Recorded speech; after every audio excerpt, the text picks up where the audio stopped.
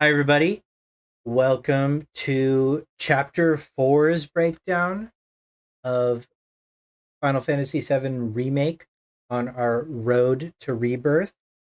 We are going to be doing a granular analysis full of details and free cam, and we'll be looking at the Ultimanias, the scripts associated with Chapter 4, and we'll look at Sunil Godhania's fantastic remake revisited retrospective series on the Square Enix blog and talk about our thoughts. But I'm really, really pleased to have a special guest today, Subtxt, who has been making some long, deep, well thought out analyses videos.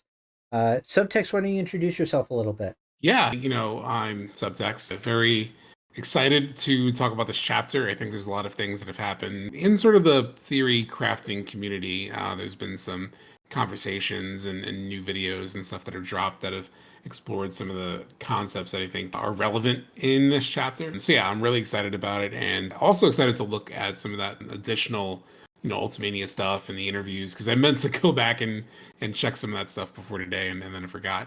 So I'll be seeing them a little bit fresh because there's always interesting nuggets to pull out of those things. So yeah, really excited. Absolutely. So, chapter 4, going into this, we just came from Home Sweet Home, the chapter 3, which is a kind of the Tifa chapter and the Seventh Heaven chapter and the Sector 7 chapter. It's got this real kind of homely, comfortable vibe. And then we're kind of drawn into this. And I remember the the intro portion of this chapter, which is actually sort of occurs at the end of chapter 3.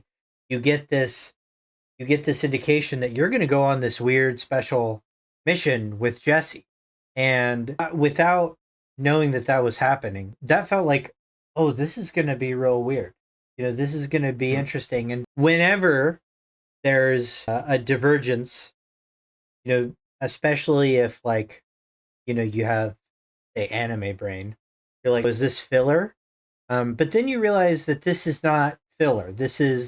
That's not the way that any of this is made. There's no filler here. This is all made by the original devs. So everything that's going to be in here is here by design, which is was actually really exciting to me. What were your thoughts going in? Yeah, I mean, rewinding to my first playthrough, I remember it was really exciting because it was the first bit of new content, right? Like everything else, obviously there was new things that happening, like Sephiroth in Chapter 2, and some of the expansion of stuff that had pre-existed in the original game, but going out and hanging out with Jesse and going on this mission to the upper plate, that was so exciting as a concept. I think a lot of us have talked about it, that we wish we spent even a little bit more time in the upper plate, but I understand from like a pacing perspective and everything, kind of why they kind of didn't get the chance to explore. But it was still nice to see the employee housing district and get a better sense of Biggs, Wedge, and Jesse, who were, they were rightfully not not really explored in the original. And so I just remember being like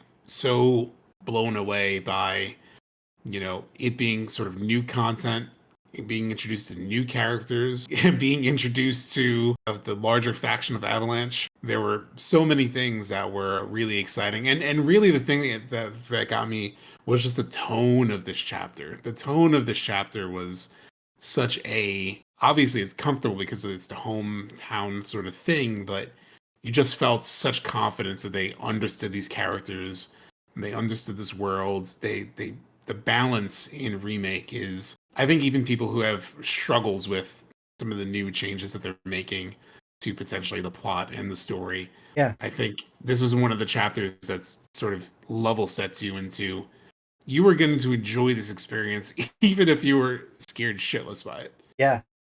That's a great way to describe it. Well, let's go over here. Let's make sure that everybody can hear everybody. All right. I'm gonna let me know if there's doubled audio or anything here. So first of all, can you say something in this screen? Make sure we're okay. Yeah, I'll actually comment on Joshy Poo's point about the filler. I will say I do, the lamps, which I think is going to be the chapter shortly after this. Chapter Um, 6. I do think you need to also look at it from a new player's perspective. Also, it gives them a little more world building into how Midgar operates and whatnot. It's maybe a little extended and maybe a little bit too long.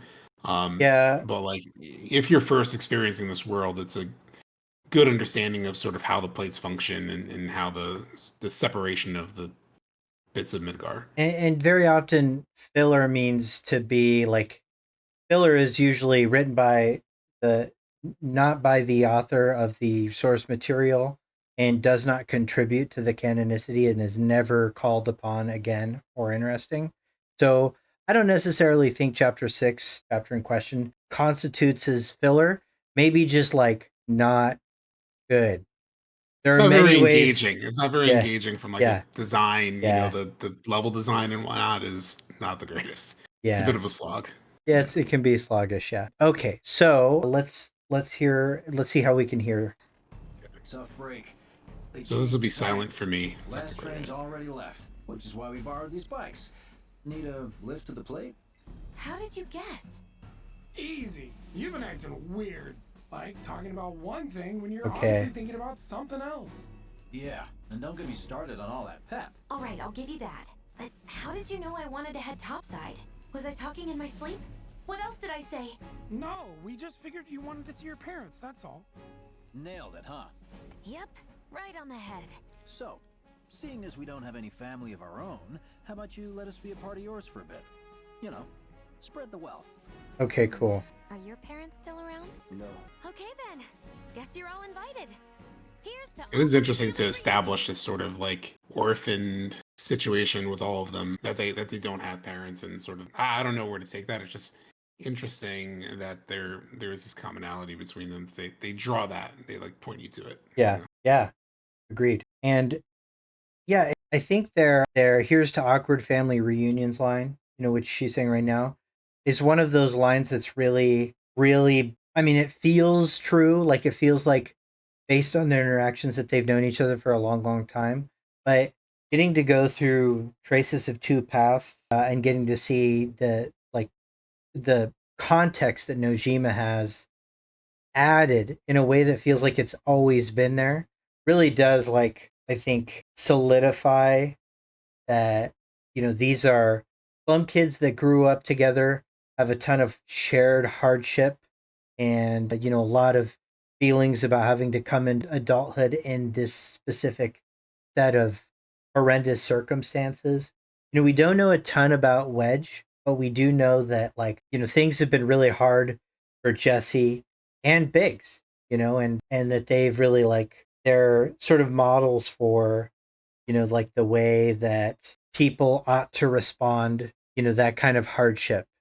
Like Biggs being somebody that's really, he's has concern for children because of the way he was treated as a child. So even as a kid, he was really involved in the orphanage to the point where he's the, he runs the orphanage, which is really such a cool detail that you get little bits of if you like listen to NPC dialogue. But once again, that's something that I really recommend reading the stories for. Yeah, definitely.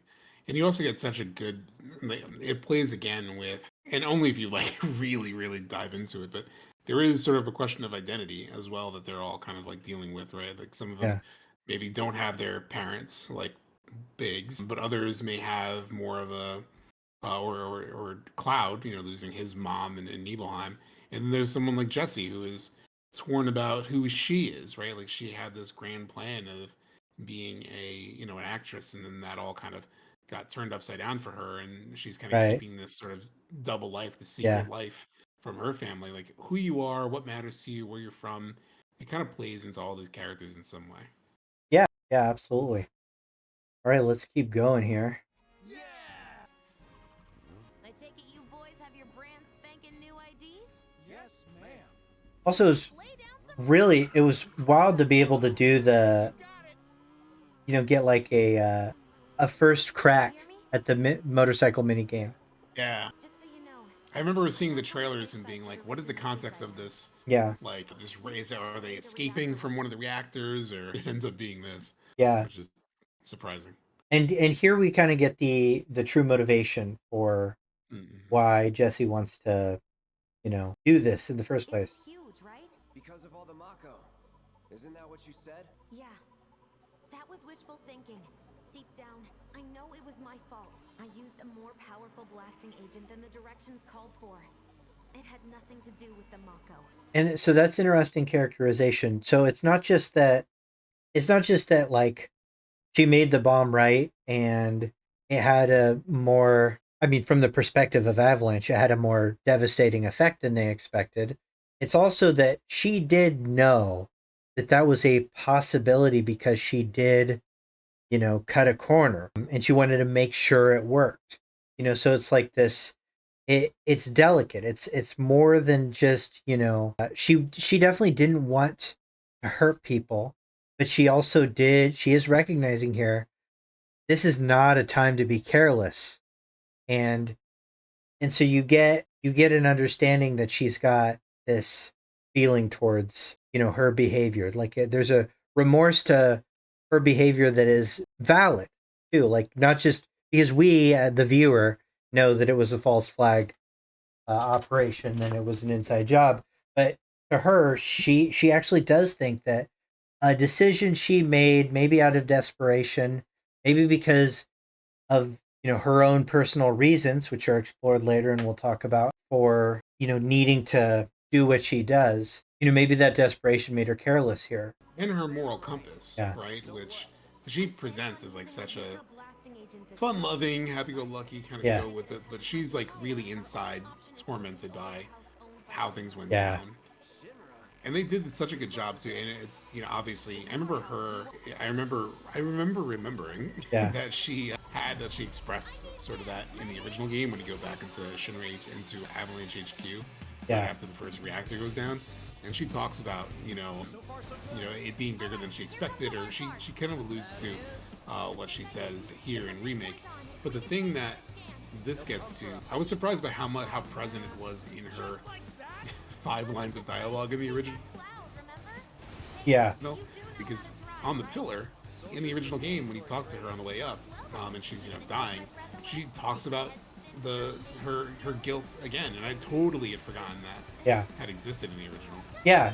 It's something that's given context for plausibility. It's not just like, it's not contrived. It's not pulled out of a hat. It's very tight, and I appreciate that. Like, because if you are going to deviate or you are going to do interesting things with the plot, the only way you're going to sell the audience on it is to prove to them that you have an encyclopedic understanding of the source material that you're altering. And they do so much stuff like that. I think it's so encyclopedic that people, including myself, who hadn't played the original in a while, like, you forget. Like, Yeah. A lot of these things are callbacks. Like, Yeah. they're not wholly new at all. Yeah. Yeah. Characters like Shinra Middle Manager, There was a moment in later, I guess I'm technically spoiling later chapters, but before you head up to save Eric, one of the lines I thought was funny to see was Barrett is talking to Elmira, and he mentions like, I have to do it for the planet, or he says something. He says one of the lines that he says to Marlene in Remake in chapter 14 or 15, whatever. Oh yeah, 14. And one of the things to Marlene he says to almost directly to Elmira in the original. So obviously it's changed and adapted because he's saying it to his daughter, who's a young, girl who doesn't understand all these concepts. But he says the same thing just to a different person, a different character in the scene, and it's like, oh my god, even that line was just lifted and adapted and changed. Yeah. Just for the context. He did a really good job of updating this mini game too. It's not amazing. It strikes the balance of the simplicity of the original mini game, which is like squares to hit left, circle to hit right. But like the added things, the spinning slash version of it, and the difficulty, slowing down, yeah, and having multiple outcomes to it too. Yeah, that was kind of slick. Yeah, I remember because I hadn't gotten the Jesse kiss. Yeah. And the first time that I saw it, I was watching Max's playthrough, and it was at the very end, in the credits when they do the reel of all the cutscenes. Yeah. And within that, Jesse kisses a cloud, and he's like, "I didn't get that. What the heck?" Yeah. And I had the same reaction. I was like, "Oh, well, I didn't even know that existed in the game." Yeah, and if you're trying to get that platinum, if you're trying to get this platinum, and you're struggling, keeping above 80% health through the entire chapter, maybe turn down difficulty, to easy. That's the best way. Just for that, doing it in hard is not worth it personally for me. Like the game isn't sophisticated enough. Although it is. Oh, there he is. There's our boy Roche. There is I know the VA. Austin. Jeez, why is Austin? Yeah, he just like he retweeted this stream, I think. Yeah, he might even show up. We'll see. Austin's really nice. He's Austin's a friend of the show and just a real nice guy. I was really excited to see that Roche is returning. I'm actually excited that this game is returning too to Gold Saucer. I thought that, with more stuff. Yeah, with more stuff, like a new more version. Arcade, systems, which makes sense because it's Yeah. an arcade game. Yeah. There's so much to do in Rebirth that we know about. I can't even imagine what we don't know about. Still haven't seen basketball, and Yeah. it was a terrible mini game in the original. Even as a basketball lover, like that, it has the physics of a boulder, Right. and the timing is awful. Especially on my recent replay, I'm like, Jesus, the timing window is so tight for getting a damn shot. Yeah. But I need the basketball mini game. I A have it in the 14 version of Gold Saucer. Yeah, a brawler too that isn't like RNG will be interesting. Like the rock paper scissors brawler. It'll be interesting to see how that plays. I had fun with the brawler actually when I was just playing the original. It's I was having a lot of fun simple. with it, actually. Yeah, it's not like the most sophisticated thing. And It's rock it is paper RPG, scissors. but Yeah, yeah, Yeah. I had a good time with it. yeah, and More than I expected. I remember it being a lot more. I don't know. It Yeah. surprised me. Maybe it wasn't like amazing, but it surprised me. Rock paper soldier. yeah. So here we have Roche, and like, who the hell is this, right? And then learning that it's another soldier was really cool. Like, I always felt like we just didn't have enough soldiers to really understand them as a concept. Concept. Yeah, and I was thinking about this a bit last night as I was sort of preparing a bit for this and trying to remind myself of everything that happened.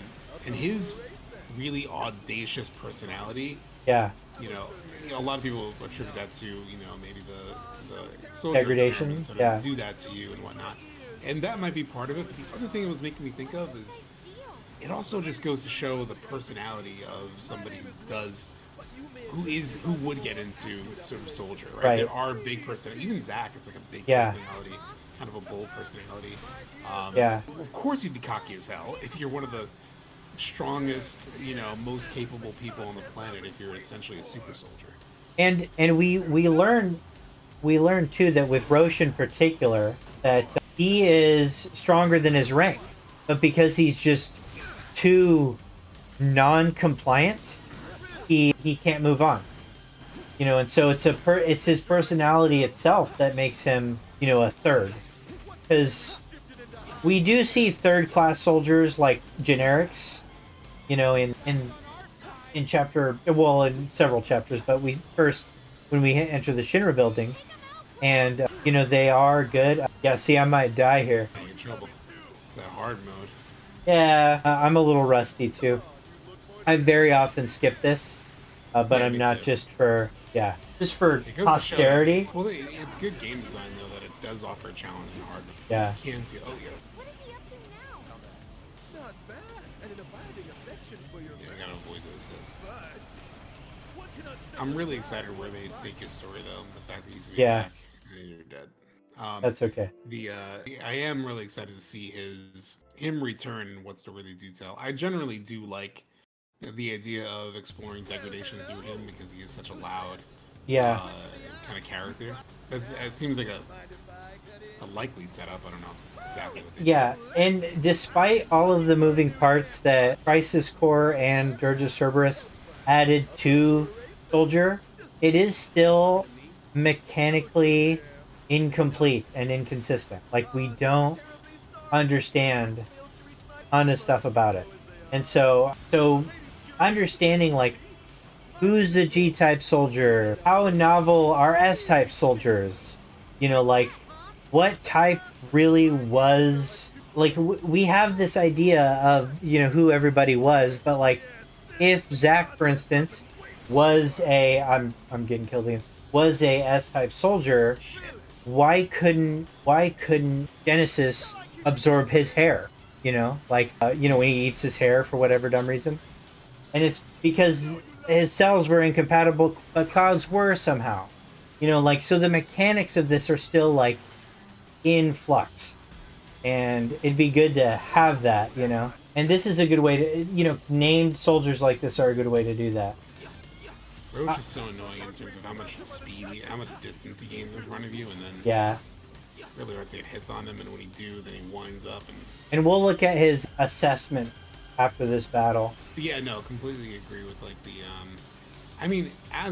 in general, it's probably my favorite edition. There are two things that, from the compilation, that, and it's not to say they're the only good things, two things that as just a fan, not reading too deep into things, not keeping track of all the Ultimanias and stuff. Basically, how I was before Remake.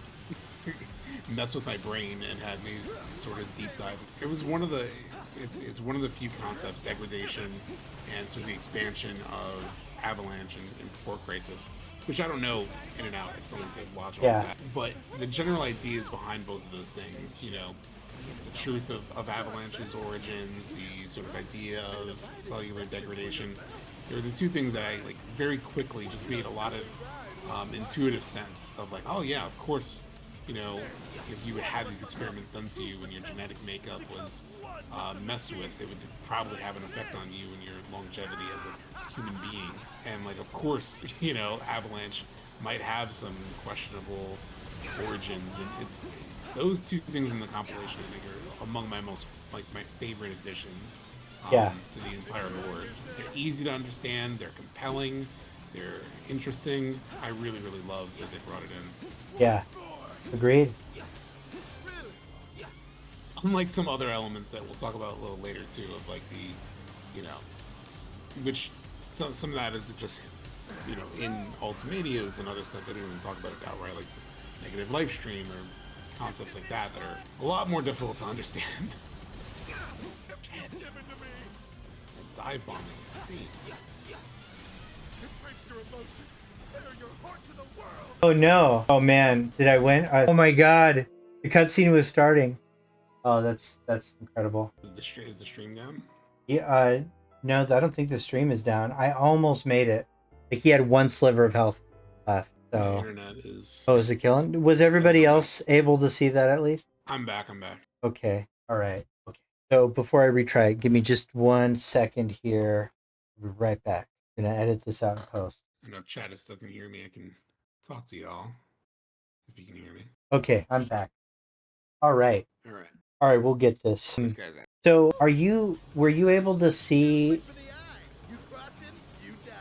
the last battle at all? I can't tell if you're having issues. No, my internet. I saw most of it. But I missed the end where it was very tragic. Yeah. We'll get it. So yeah. I mean, I really wonder where they take him. I wonder how much we'll see of him because, there's so much to pack into this game. I mean, my gut feeling is it'll probably be similar to Remake, where we get, him jumping into one moment. So it's this balancing act that they have to figure out, because a big part of me wants to know more about this character, right? Yeah. But also you understand they can't spend a ton of time with him, There's so much other territory to cover, especially in Rebirth. Yeah. Especially having to balance the Zack stuff. And they have enough to cover without the Zack stuff.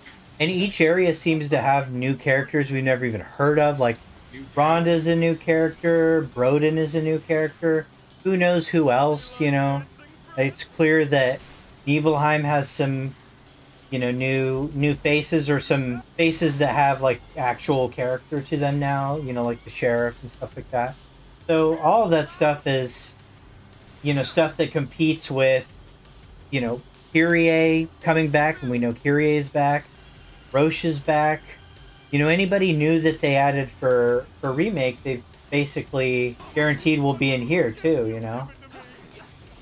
And they brought back, we know Madame M is going to be around. Yeah, pretty much everybody in Walmart, it seems like, is there. Walmart guy is going to be back. I wonder, I've actually been thinking about that. Like, I've been thinking, or I've been wondering if some of those things, whether it's Andrea or Madame M or stuff like that, how much I'll be in the main story versus like included, but as side stuff, as side concepts. Yeah. Because it's so much to stick into the main story that I feel like some of those things are going to be like side bonuses. You can do the quest line with Madame M at the Gold Saucer is like a side thing. Yeah. I mean, I have no idea, but Yeah. that would be a way to kind of balance it. And they have so much content supposedly in this. Yeah. Outside of the main story, 60 hours versus roughly 40 hours. Whether those numbers really work out for people, they're saying 20% more side than main. So it's good. They have tons. They can fill it with so many things, and they have a big cast to play with. Oh man. Okay. Yeah, I've been trying to talk so you don't have to talk and play at the same time. Yeah. No, I appreciate it. Yeah, because this is tricky. In hard mode, well, I'm trying to remember if I even cleared it in hard mode. It's been a while since I've even done it, so I know that I have probably on stream, but it is a frustrating. Those blade, the sort of like blade beams, these almost seem like auto locked onto you. Yeah. Do they have damage if you block them, or are they like full damage? I think you can block them, and also I think you can slow down. Yeah, usually I try to slow those these one shots. These things always hit you. So I don't know if blocking would mitigate it at all. I think it does a little.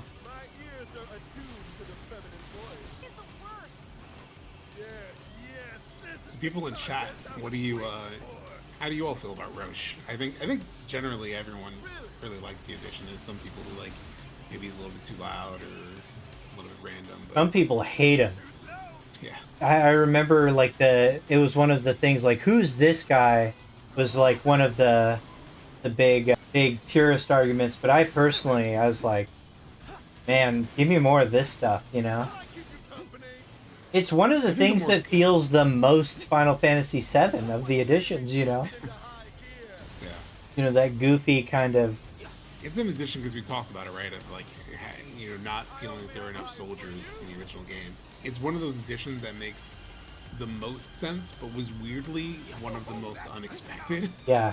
For me personally, of course, it makes a lot of sense to see another soldier maybe, or run into another soldier, but we just never really got any soldiers beyond the main soldiers, right? It's always been Cloud, Zack, Sephiroth, Angeal, Genesis. There's never been any side named soldier, at least that comes to mind.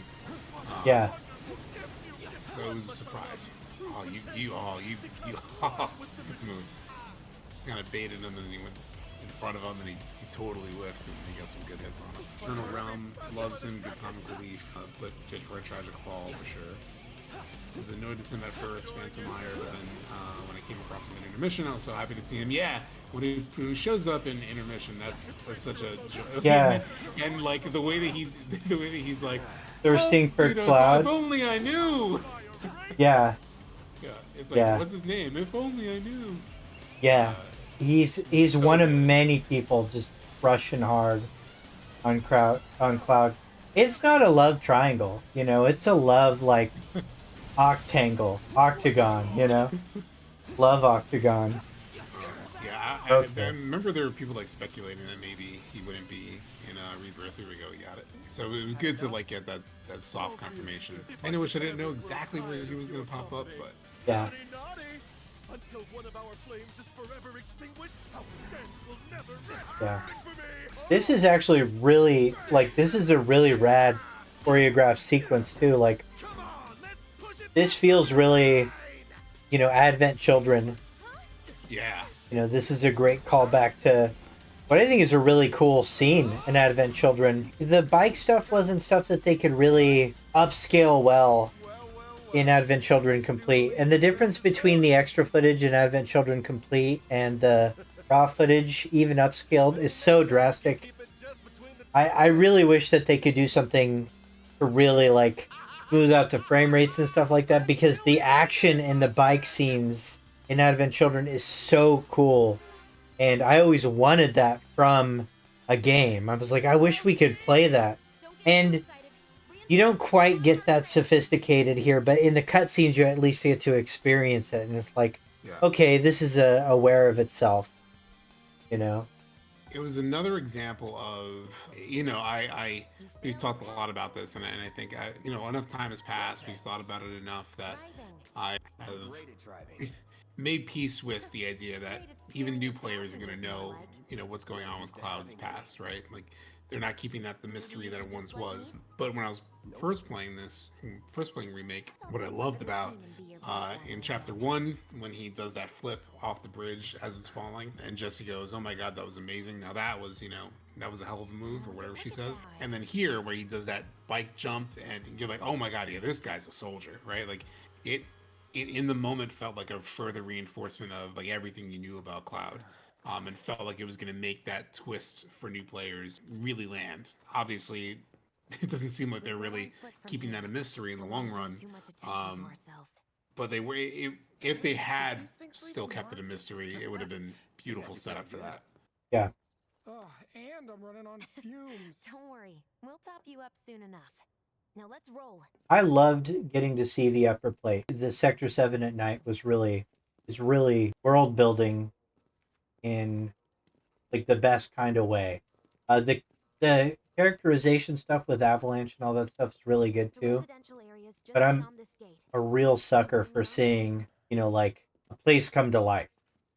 And also seeing like the discrepancy in class, but that there's good people above the plate too, like they're all part of the system.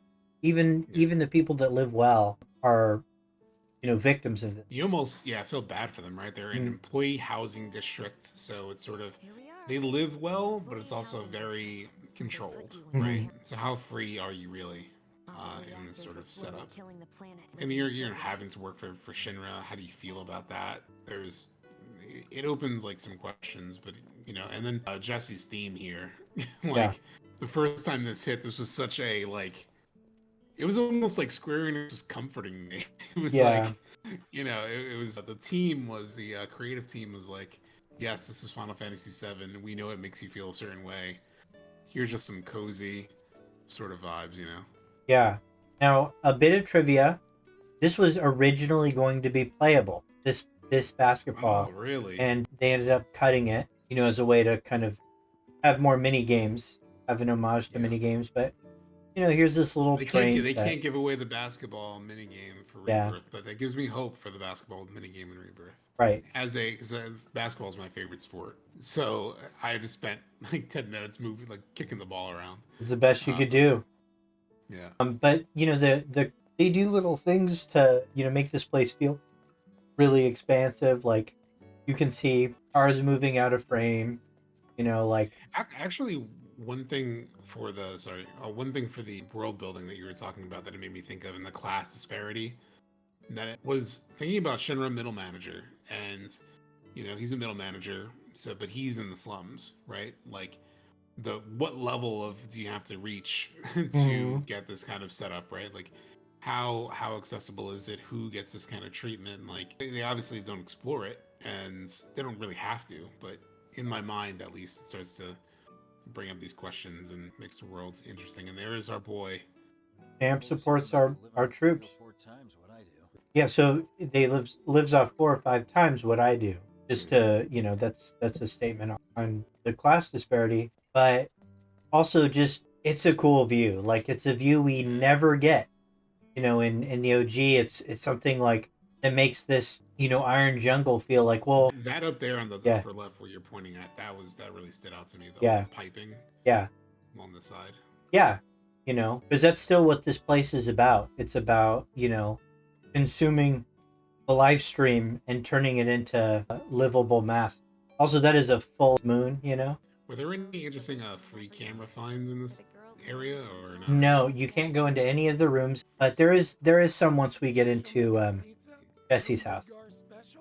She's quite the cook. Quick to whip up finger-licking food, even if you drop by in the dead of night. And she loves guests who ask for seconds or thirds. Yeah, so, we're getting a look at Jesse's mom, who just wants to feed randos from the slums. It's like...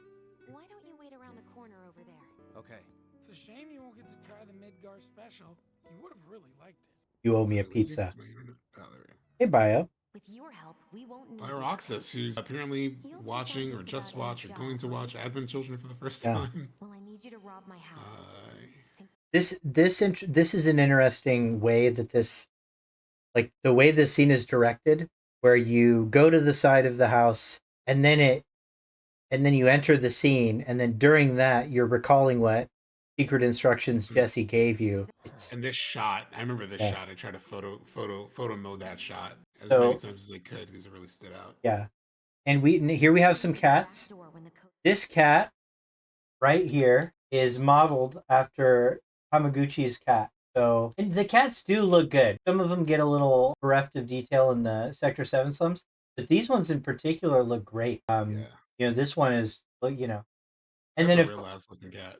yeah, and then of course, Hamaguchi said something like, "Sadly, he probably perished in the Sector 7 plate collapse," but that's just Hamaguchi's sense of humor. That was one of the things that really stood out to me about the opportunity to come up to the Sector 7 plate, upper plate, was it establishes for you all these people die.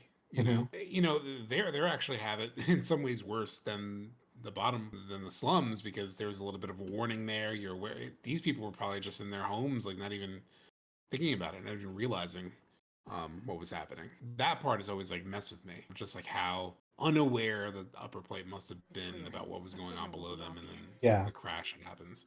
Unless they evacuated but no, because they wanted the body count. They wanted this to feel like an act of terrorism, Yeah. Time to go.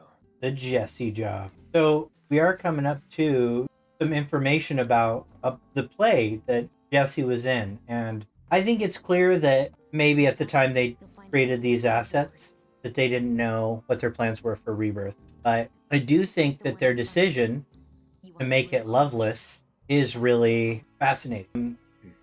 All of these assets, by the way, are used often. Like this is a purse in Tifa's room, and there's also posters around it in the slums of this purse specifically.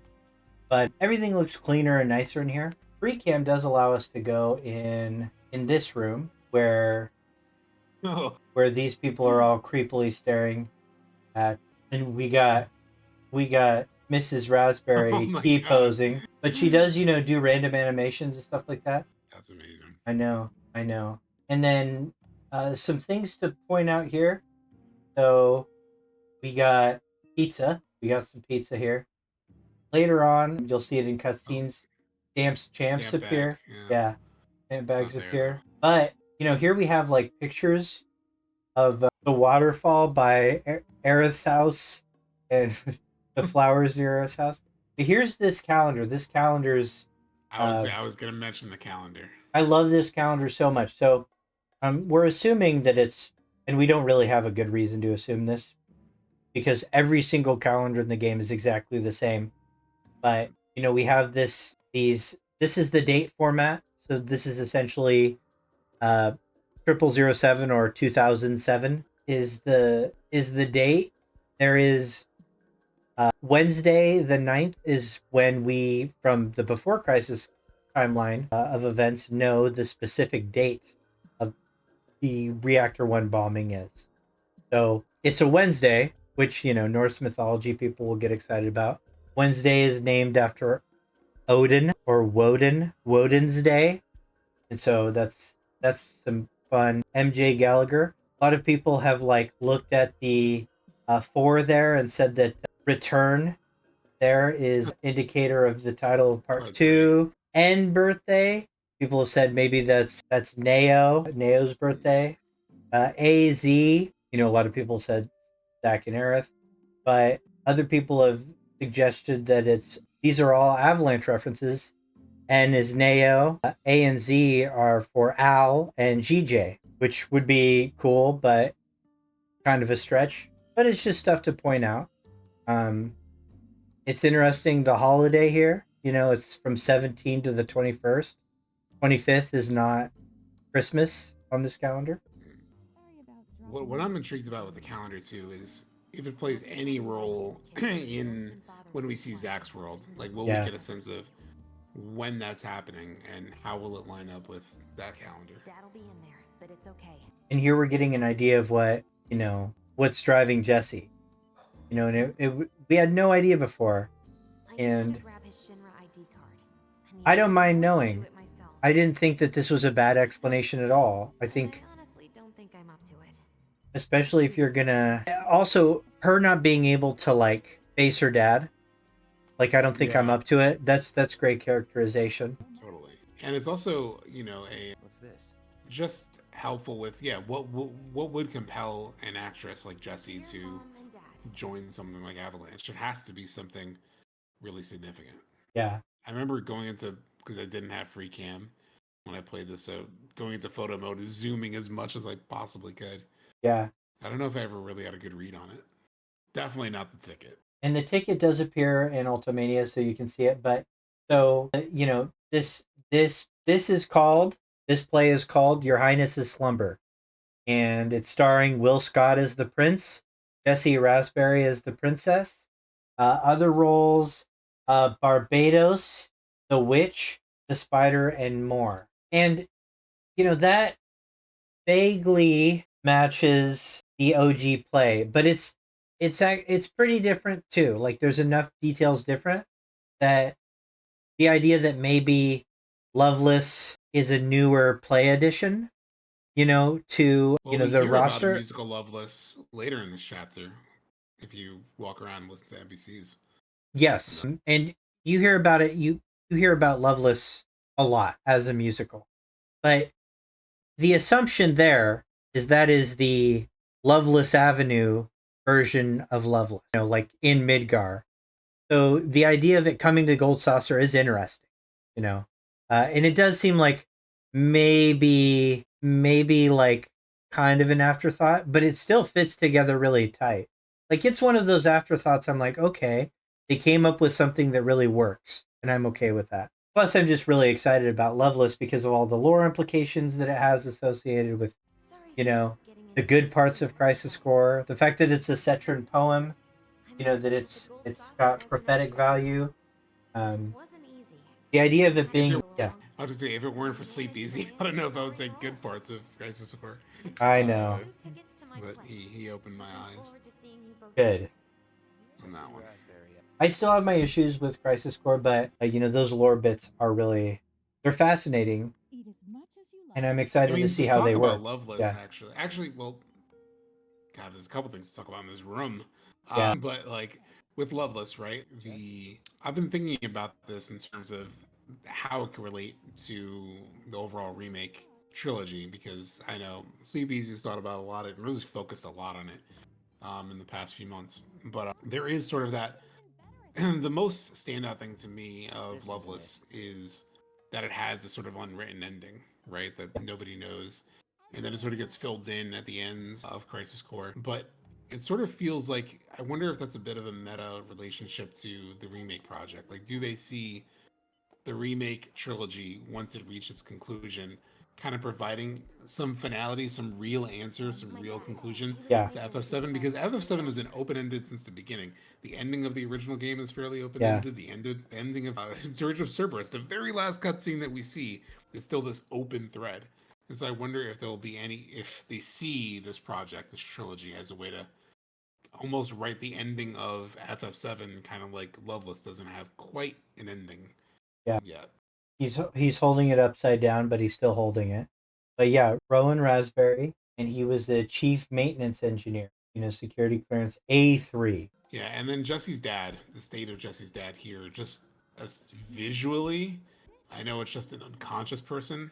Yeah. My brain is starting to make conspiratorial connections to the way that we see Aerith in Zack's world in Rebirth, and some of the dialogue that they talk about later. So Biggs is talking about her dad. the thing that comes to mind when I see him is Broden. They've got that same kind Does of look a bit like him. Yeah. thickly sucked in features. Gaunt face. Yeah. Also, this set of books is everywhere. There's 7 of them, but 2 is missing, and then there's the cat from outside. But I like the characterization of Jessie here. Like, it's really good. So, like, not only do you get this picture of her as an actress, and a performer, but you also see this picture of her as a mechanic, right? Like Mhm. she's more than just, you know, like a thing. Like she's, you It's know, why they, she would be the tinkerer in the yeah, group, you know, who's yeah, building. yeah. And even Cloud having that moment where he's like kind of fucked. You know, it's like where you're starting to see the shell crack open with Cloud. And I You know, wonder if he's thinking back to, it's not like he's been Mako poisoned before. it's weird though. He doesn't get a flash. Like he sees tanks in, you know, in deep ground, and it kind of gives him, you know, that kind of PTSD. But seeing this, it doesn't seem to trigger anything for him. So for this, it was more like an opportunity for him to show like kind of raw empathy. Yeah, like you're saying, finally cracking his sort of cold, just do the job demeanor. Yeah, I think any kind of like personal relation that he might, or like link that he might make to his own experience comes up later. Yeah. When he's talking to Biggs and Wedge. So here we do have the stamp bag. They both say that it says original on it, so it's not just like a brand change. And we're kind of past that anyways, like we really know the realistic thing. But I do like How long has it been since you even performed? we're getting this too, like A lot of more. people really rely on Jesse. The introduction to the gold saucer, I guess, an idea. You can beat one of those anywhere. So why not? Well, I've always found it funny. It's the one thing about the whole how they dress up the characters in Yeah. in FF7, how consistent their appearance is. That it's like she doesn't look like a stagehand. Neither does Wedge. Yeah. But Wedge wanted some of your Yeah, that's one where you have to sort of set aside your you have to suspend disbelief a little bit. A little bit, yeah. Just a couple slices, Mrs. R. Wedge! Hey, I'm doing it for you guys. Also, notice the Final Fantasy VII brand clock. Wow, I never noticed that before. That's pretty cool. That's pretty cool. Yeah. For sale at your local retailer. You don't want me going to work on an empty stomach. I'm planning on using a weaker blasting agent this time. Product placement. Since I can't get in touch with my supplier, our only option is to loot a warehouse owned by Shinra. It's meta advertising. That's right. It's an ad for the game. For the OG. Yeah. Now comes the hard part. In the Ultimania, you can, the Materials Ultimania, you can look, I mean, you can see it here too, but like the difference in his face, Rowan Raspberry's face, on that versus in the bed, you know? Yeah. It's It's gnarly. Yeah. Sorry, but you're staying outside. Only I know what to steal from where, so it's gotta be me who goes in. So, we came all this way just to eat pizza? I wonder how much they're Think I'd gonna, let you off that easy? dive You're into gonna that earn every slice mysterious helping illness Cloud. that Just do the thing Broden where you has. drive Broden has? attention away. Because now that you brought him up Appearance. and how similar he What's the looks, word again? Maybe I'm more nervous than I thought. Diversion. it feels like a not insignificant inclusion, but I don't know how. Does this mean we're significant gonna ask it some is, you know. Shinra folks out to dinner? You know damn That's well what she great means. question. We're Exciting inside. times. We make sure the guards are focused on the outside. Yeah? Exactly. Couldn't have put it any better. When you see a flare go up, that's your cue. Rush the front gates and make for the warehouse plaza. The more hell you raise, the more time you buy me. You're gonna run this guy into the ground, aren't you? How much time do you think you'll need? Not too much. I'll be in and out. I'll send up another flare when I'm done. We rendezvous in the vacant lot up ahead. Hold on. How are we supposed to get back to the slums? It is a risky job that she put Yeah. him up for, but No. I some in wanted that materia, before that. pretty good payout. Don't worry. I have something worked out. So, Now, let's get this done. okay. So this is an irritant to me. Says, you know, hey, I have something worked out. You know, and then we find out later that what her plan was to jump off the plate and skydive, paraglide. And you're like, there's no way she knew that Biggs and Wedge were going to be there. But they even addressed that. Like they even addressed that, well, somebody's going to have to hold on to somebody and let's make a thing out of it, you know? And I like that a lot. Well, Yeah. that diversion's not gonna create itself. So this conversation coming up Yeah. Yeah. is one I've been thinking about a whole lot. Poisoning. Happened while Jesse was doing a show with the gold saucer. But what do you care? No. I want to hear it. Yeah, and he wants to hear it too. To be an Yeah. actress. Mhm. Worked her ass off for years. Until finally she caught a break. Top billing. Parents were thrilled. And then, right before opening night, Her dad had an accident. collapsed from overwork. And in the worst possible place, Mako's storage. Lay there half a day before someone found him. Oof. Been like that ever since. No change whatsoever. That's what got her into planetology and led her to seek out Avalanche. How far we've come. Jessie's got a theory about it. Thinks her dad's spirit is stuck now, between his body and the heart of the planet. So if we don't shut down the reactors soon, He'll get caught up in the It's a cool sort of way that, What's so funny? you know, the live stream does work.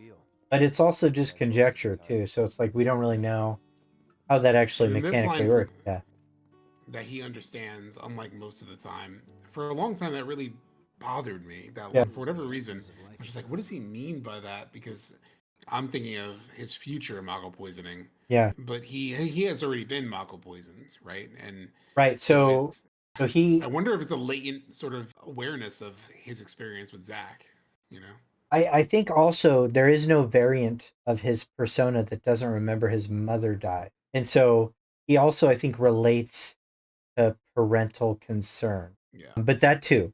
But he did. So something interesting about Mako poisoning is that the lore of Mako poisoning and the reunion project in particular was expanded by Picturing the Past, which is a book I mentioned in all of these. It's a story that came along with the world preview book, and we recently found out that Rebirth's world preview book will have a story centered around Cloud. But in Picturing the Past, centered around Aerith and the mural, it describes a distinction between Project S and Project Reunion.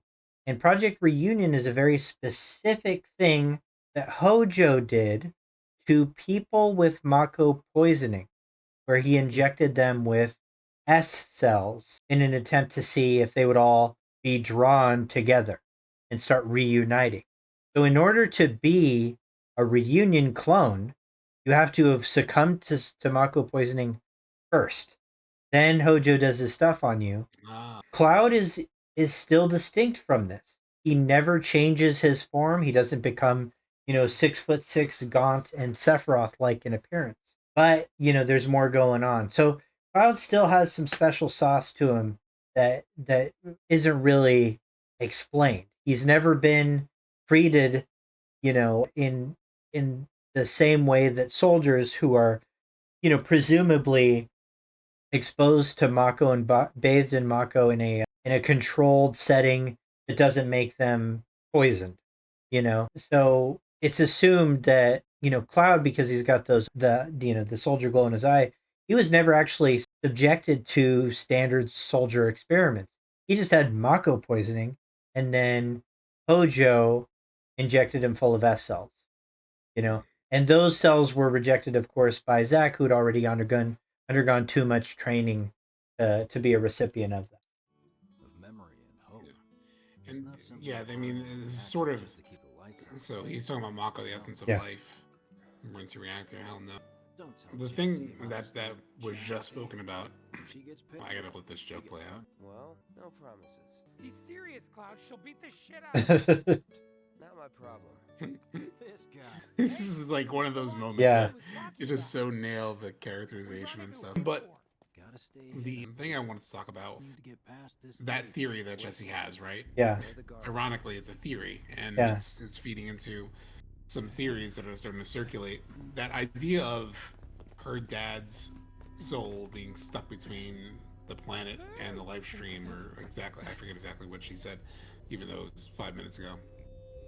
But it has me wondering, it has me wondering about Zach's reality, and a lot of this is kicked off from, Michael Bustamante's video, where he was kind of speculating on what he thinks that world is about, and sort of this world, in this sort of stagnant world in between life and death, and Professor Noctis's sort of look at the train graveyard. I don't know, I've never really subscribed to necessarily a live stream Zach thing, but I'm not against sort of this exploration of what happens after one dies and where does their soul go, and is there sort of a reality that's created by Sephiroth that gets into that and explores that, especially because it would allow an opportunity to explore life and death, which is a core theme, Right. Like what happens to those spirits, and then like how does that relate to processing someone's passing, or I don't know. There's just so many different ways. I'm struggling right now because I'm a little tired, but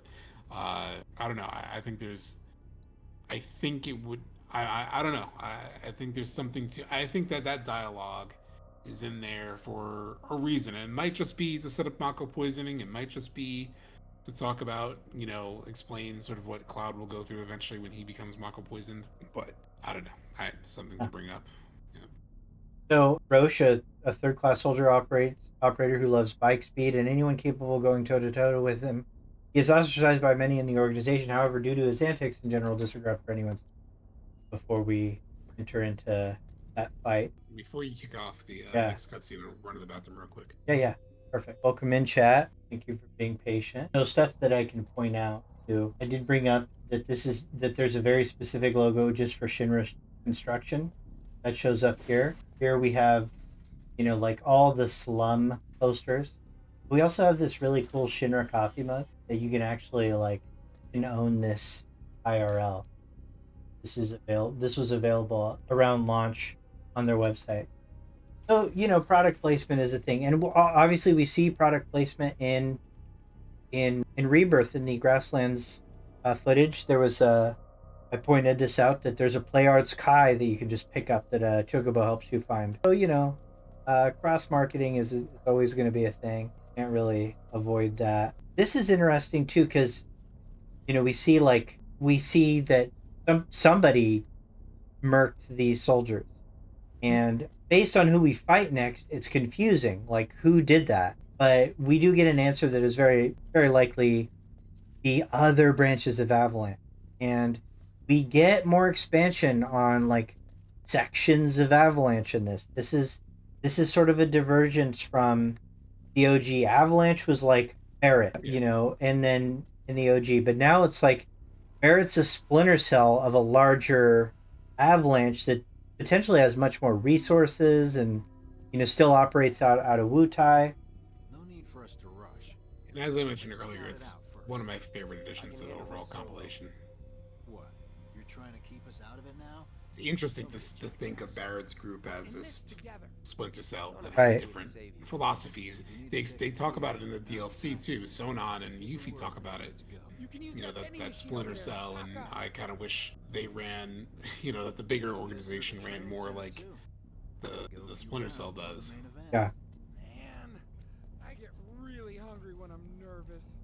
When you leave something at home, Remind me, just need a bite to you've eat, got maybe summoning we should materia, use don't you? lifesavers. There's Yeah. no better way to deal with big groups.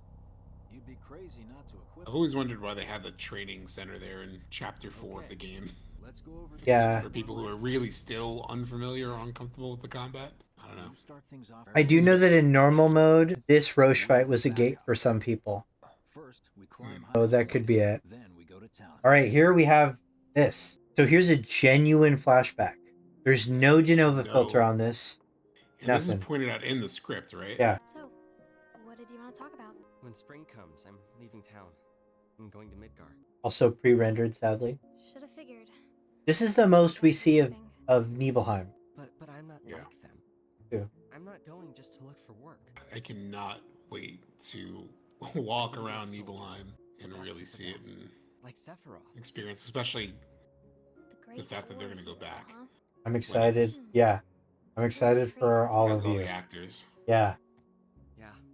So I won't be back for a long time. Yeah, you got to experience a little bit. You got to experience the mountains at least. Think you'll be in the papers? I'll try. Just. And now this little moment has more backstory because it traces it too fast. Yeah. Also. If I'm ever trapped or in trouble, promise you'll come and save me. That's what heroes do. Outside of relationship, which, I do think this clearly plays into. But even outside of this is just really good, motivational connection between the two characters to help drive them forward. And I think it is really interesting that promise is such a concept in Final Fantasy VII. The promised scene, the promised land, the Morrow being barren of promises. I know we have to think big if we're going to make a difference.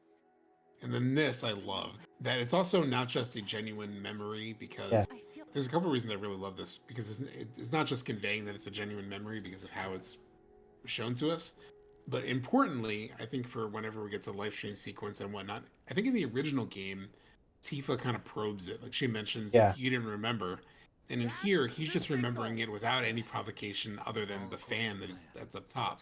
Yeah. This is genuinely just coming from him. It's not stimulated from anybody else. So I'm very curious how that plays into unpacking his memories and the truth later on in the trilogy. Right. And I also really love the characterization of Tifa, especially reading Traces of Two Paths. It really becomes clear how Tifa almost doesn't like bothering people, or like insisting herself upon people or like really demanding something that she wants. She's kind of going with the Avalanche plan, even though she has some moral questions about it. As Biggs very slowly, at least they animated that entire infiltration. Yeah. Explains where they go, Yeah. Biggs got sucked into a pipe, I guess. A Wedge did. Wedge. I mean, yeah. I don't see any intruders. Yeah, but it speaks to Tifa's character that she feels trapped in this situation. That she could speak up, and she does. To be fair to her, it seems like she does argue with them before going on the second mission. But it also explains why she's so hesitant. It's already within her DNA not to sort of like make a big deal out of something. Right. With her, moral questions, or to not drop out of stuff. Or she feels trapped. She feels trapped, but she's not really trapped in that situation. Yeah. She's kept herself in that situation despite her questions about it. And then when she has these questions about Cloud's backstory and the truth, and she just doesn't want to rock the boat too much, and then so that impulse is already always there, and then just heightened because of her relationship with Cloud. Definitely. Also, the juxtaposition of the moral question she has with the promise scene, it's interesting too, and it's that before he's going to do this thing, he's coming full circle with like sort of his internal growth, right? So first he gets exposed to, the backstory of Jesse and, the human element of resistance. Then he sees this defining part of one of the true defining parts of his personality that is genuine, the promise scene. And then he recalls the scene that Tifa has questions. So it's like he's waking up as a person and starting his own morality and who he's developing to be, which is somebody that actually really cares about people, maybe cares more deeply than anybody else in the cast, but is maybe been too ostracized and shy to show it. Like these are the things that build that characterization, I think, really plausibly. And that's what a lot of the characterization stuff in Remake and the Re-Trilogy does, is it adds plausibility to these decisions that we would normally have to like create plausibility on our own for. And it's interesting to see how Nojima does it instead. And I think seeing the explicit value of his art is the highlight of the characterization so far for me. The other thing that it does to your point of like him waking up, is that we forget this is not too long after he's literally been found and kind of comes conscious to Tifa. Because is there any kind of timeline between explaining exactly how long it is between her finding him and him going on the first mission? Results vary, but I get a sense that we're going to find out. I have a feeling that's going to get explained in the short story. It's always kind of bothered me too, in terms of the thing that has always bothered me about the Cloud and Tifa early portions of the original and this game, is that it's positioned as if he hasn't really talked to Tifa much, or really, because Barrett's like, she's waiting for you, or Big says, to Wedge, you'll be a third wheel. They haven't seen each other in years. Even though she's the one who finds him, presumably she introduces him to to Avalanche. Yeah. It's always been really muddled, sort of, what exactly happens between them before the first reactor mission. Yeah. I like the boss rush escalation too. From like a gameplay standpoint, this is one of my favorite chapters. I wish there were more gauntlets. Seems like there's gonna be some gauntlets in Rebirth, but that's what the Chapter 17 gauntlet in hard mode is quite a gauntlet. It's a full pressure test. I mean, despite how people might feel about Joe's Lab, which I understand, that boss rush of Genova to Rufus to the artillery guy, I forget what's the name of the bot that you fight with there, Evan Barrett, and then I guess those are the main ones, and then I got to do I just remember it really pushing, really maxing out. I had to really hold on to all of my magic as much as I could and try to manage all of that with all of these bosses and no real rest in between. It's a hell of a bit of a gauntlet. Yeah. 17. All right. I actually think this is one of the best pieces of music too. Is the Roche boss fight has such good music, and also I just love this scene. I love that he's just like, he's his own dude. Like, he doesn't give a shit about these people. He's not really Team Shinra. He's just like Team Challenge, you know? He's got he's Nemesis a combat vibes. sexual. Yeah. That's a good way of saying it. He has a Xenos vibes if you're a 14 fan. You know what I want. A second dance. Just the two of us. And if you know Austin Lee Matthews' body of work, this is a really interesting role for him because it mixes that kind of bombastic thing, but there's also this sultry element to it. Really good. It's really it's easily my favorite of his characters that he's ever voiced. He's done Kung Fu Panda too. Does a really good Kung Fu Panda. He's got his own podcast, which is a fiction podcast that's really good too, where he shows his range, but I love like the complexity. It's one of the best performances in this game because it is so heightened, but also believable. And the other thing that he says here, it's been a while since I've been in the saddle or whatever it says, but I'm fast as I ever was. You get the sense that he's been a soldier for a while. So if they do explore the degradation plotline, it is established that he's been in the game a bit. Or why else would he say, like, I'm still fast as I ever was? It could just be because he's changed roles and is more in this like bike sort of capacity. But I think it also is communicating that he's been in Soldier for a little while. Yeah. I won't give up. Really? All right. You can definitely abuse the Punisher counter. In this fight. Also the Reno fight. Punisher counter him to death. I kind of hope they nerf Punisher counter a little bit. They didn't seem to. They do they? Thank good. Because it feels. No, they didn't. They don't seem to at all. In fact, the Punisher combo is got more to it now. Like, it's better, but enemies are harder. So, I was hoping they were going to make a trade-off between the Punisher counter and like the actual parry. Almost reward you for the time parry a little more. Yeah, I gotcha. We'll see. I just feel it's a little like you said, maybe it would still be more of a challenge because of the enemies. I find counter stance to be even like messed up. Yeah, personally, counter stance is nice about counter stance is like you have to sort of time it a little bit. Granted, you have the slowdown effect, but it also does more damage by like a lot. Counter stance ability, like my experience with it was, there were definitely times where I would activate it too early and then sort of waste it. Yeah, for sure. I do that often, every single time. With such fleeting pleasure, hardly. Now, originally the devs had meant to put this portion or do a repeat of this battle, basically, like a more advanced version of the battle at the end of chapter 17. But they didn't, but it still feels like it was meant to be a to be continued thing. So I'm glad that we finally got confirmation of, Roche and Rebirth. Rebirth Roche, yeah. Like, now technically in like a 2021 interview, they said there would be more of Roche. So it took them a long time to show him, to the point where people were like, is he still?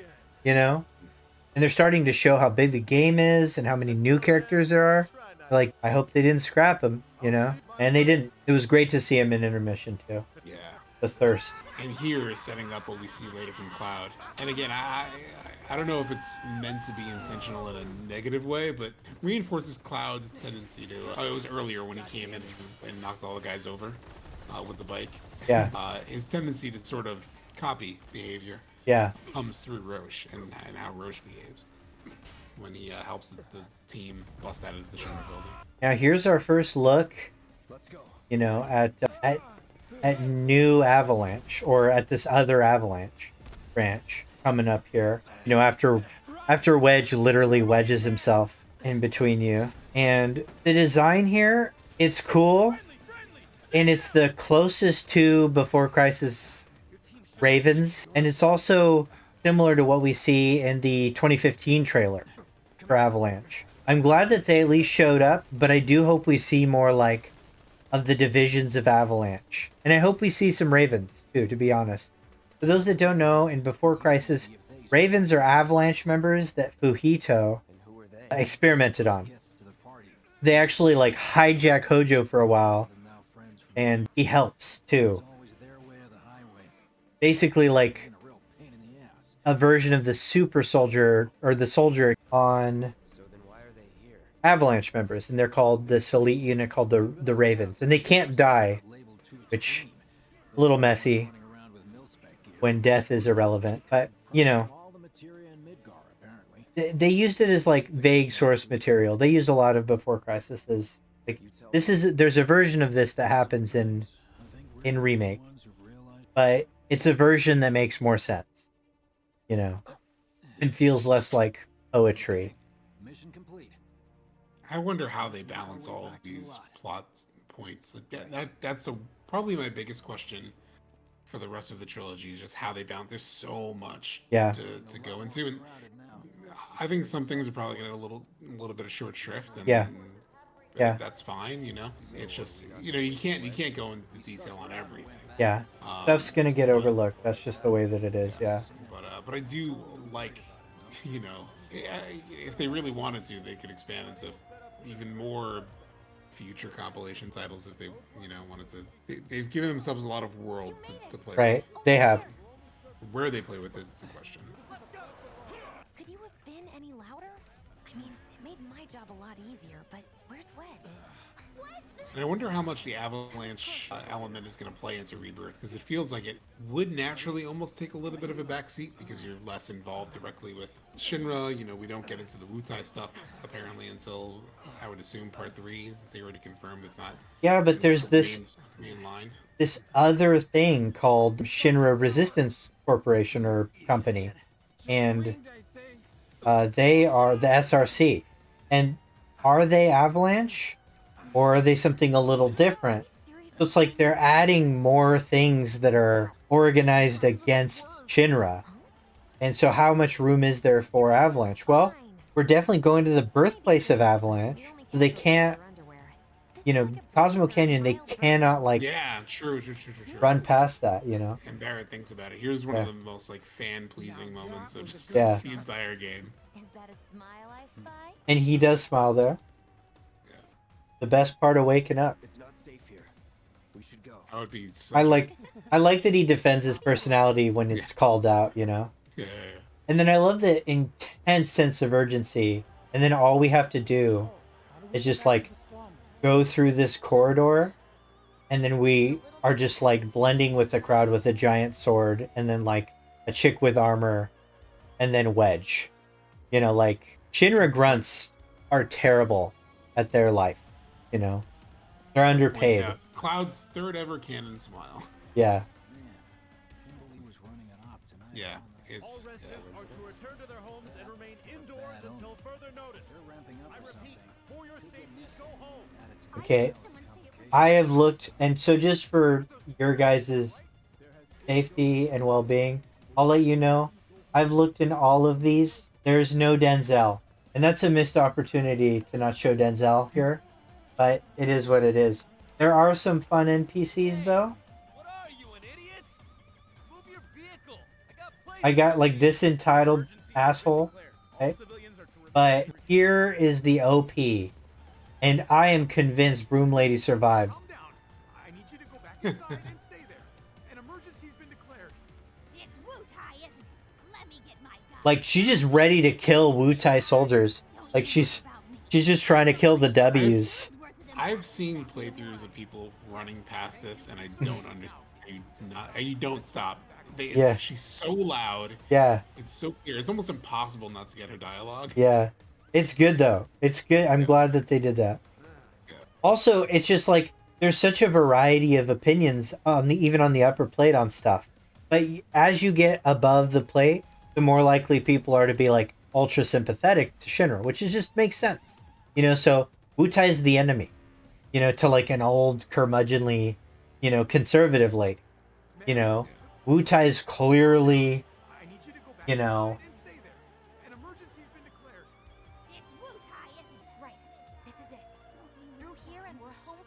yep. Where exactly are we going? When we get there, now that I've got my blasting agent, we should have everything we need for our next mission. Sure hope so. Yeah, me too. For your dad's sake. Hey, Hear that? What the hell, man? Yeah. Cloud was just saying how he hopes to come back and try the Midgard special. What the hell, man?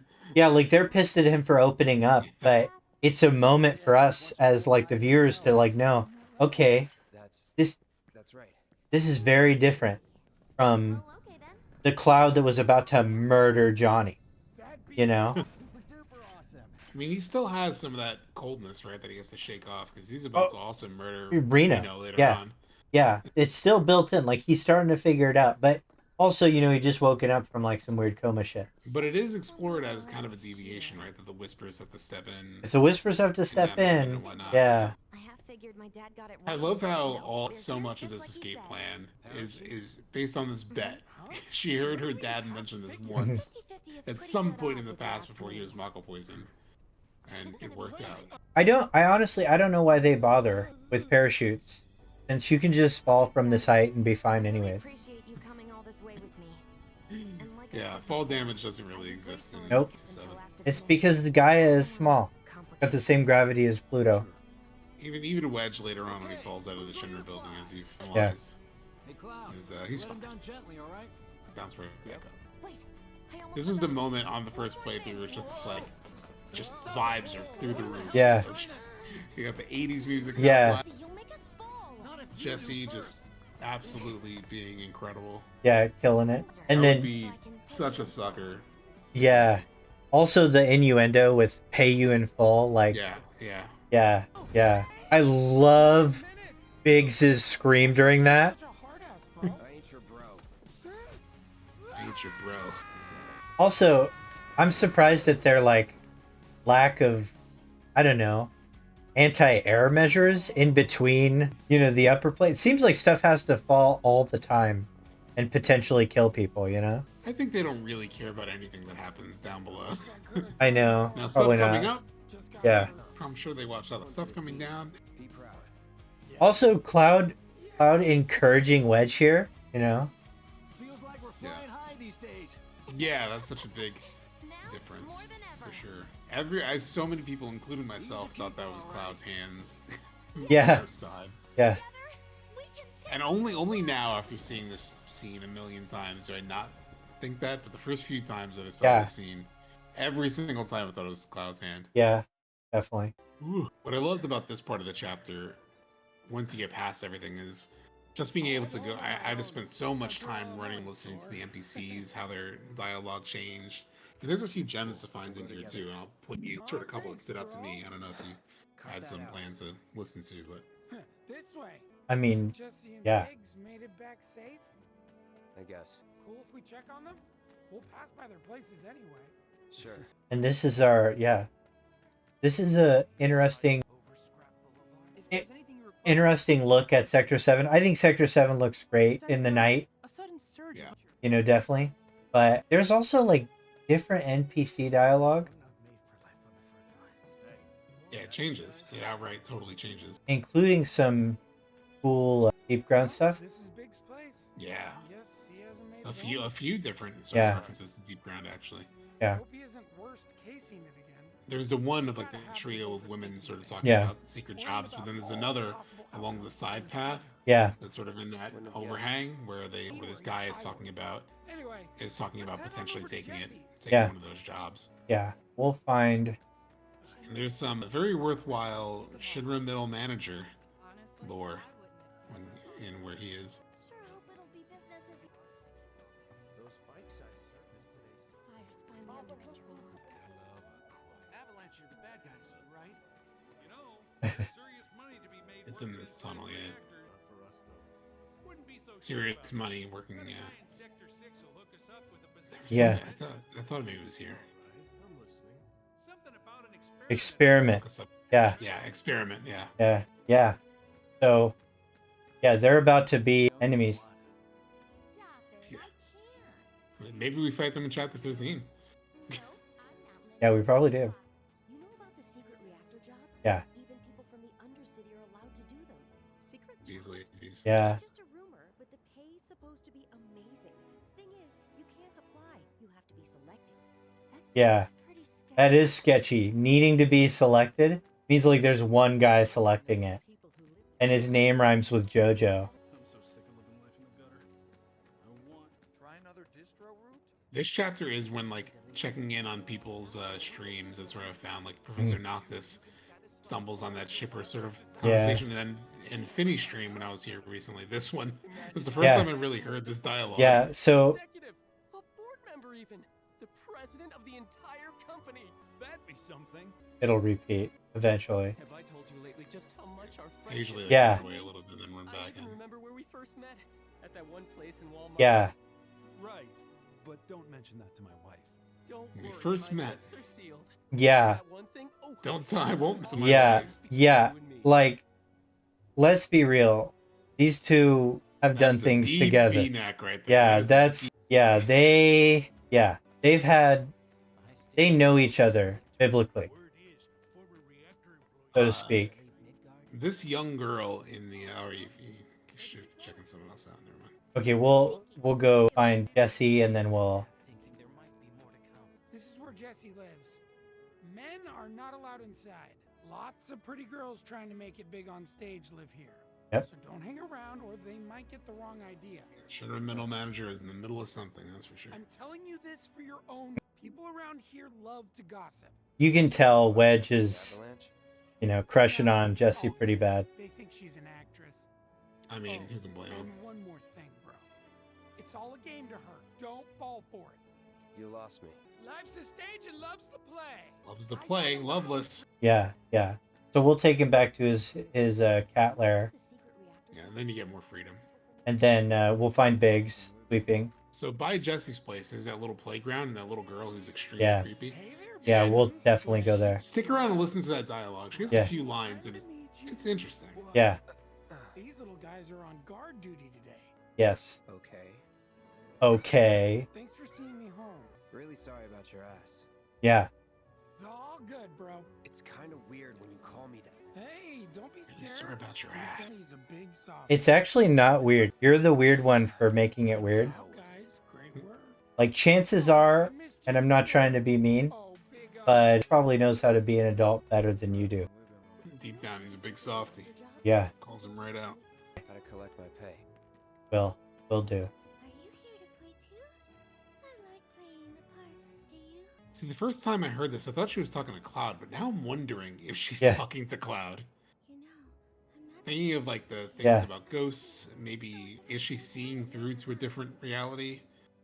I don't know. And you'll see that it seems like she responds to something here.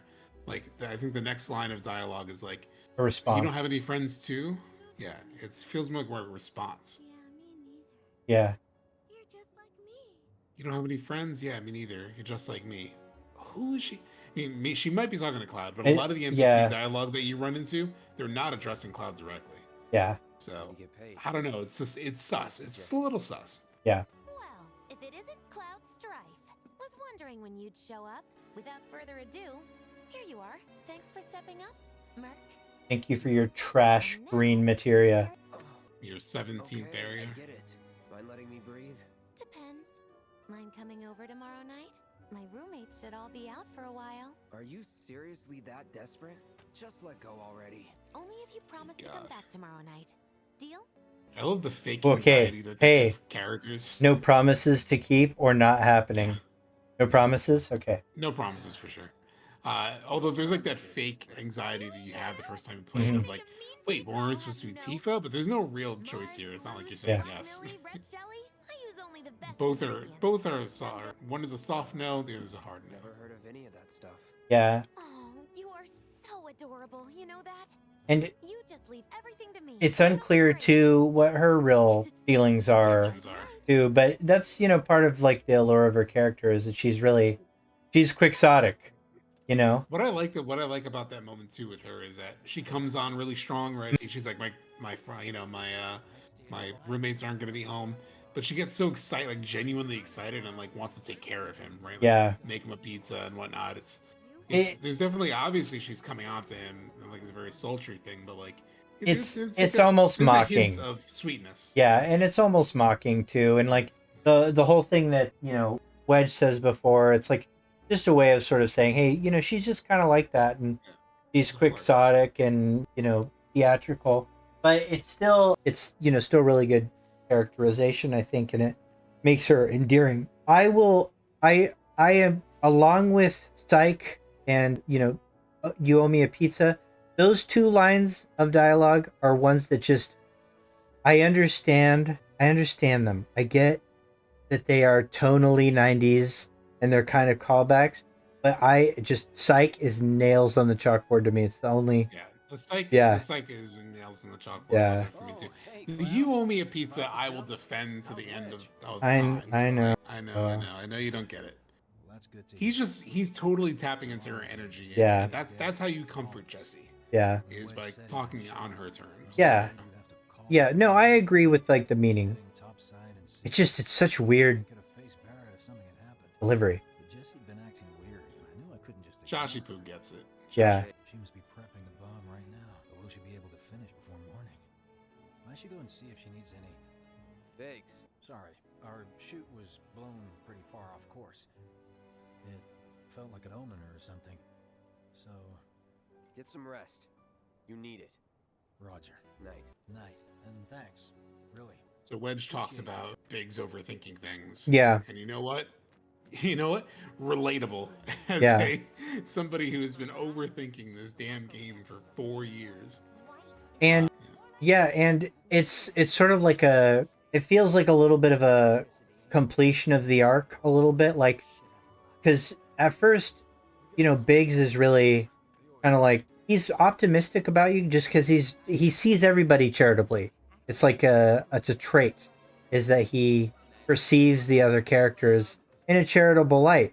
However, he does see through Cloud.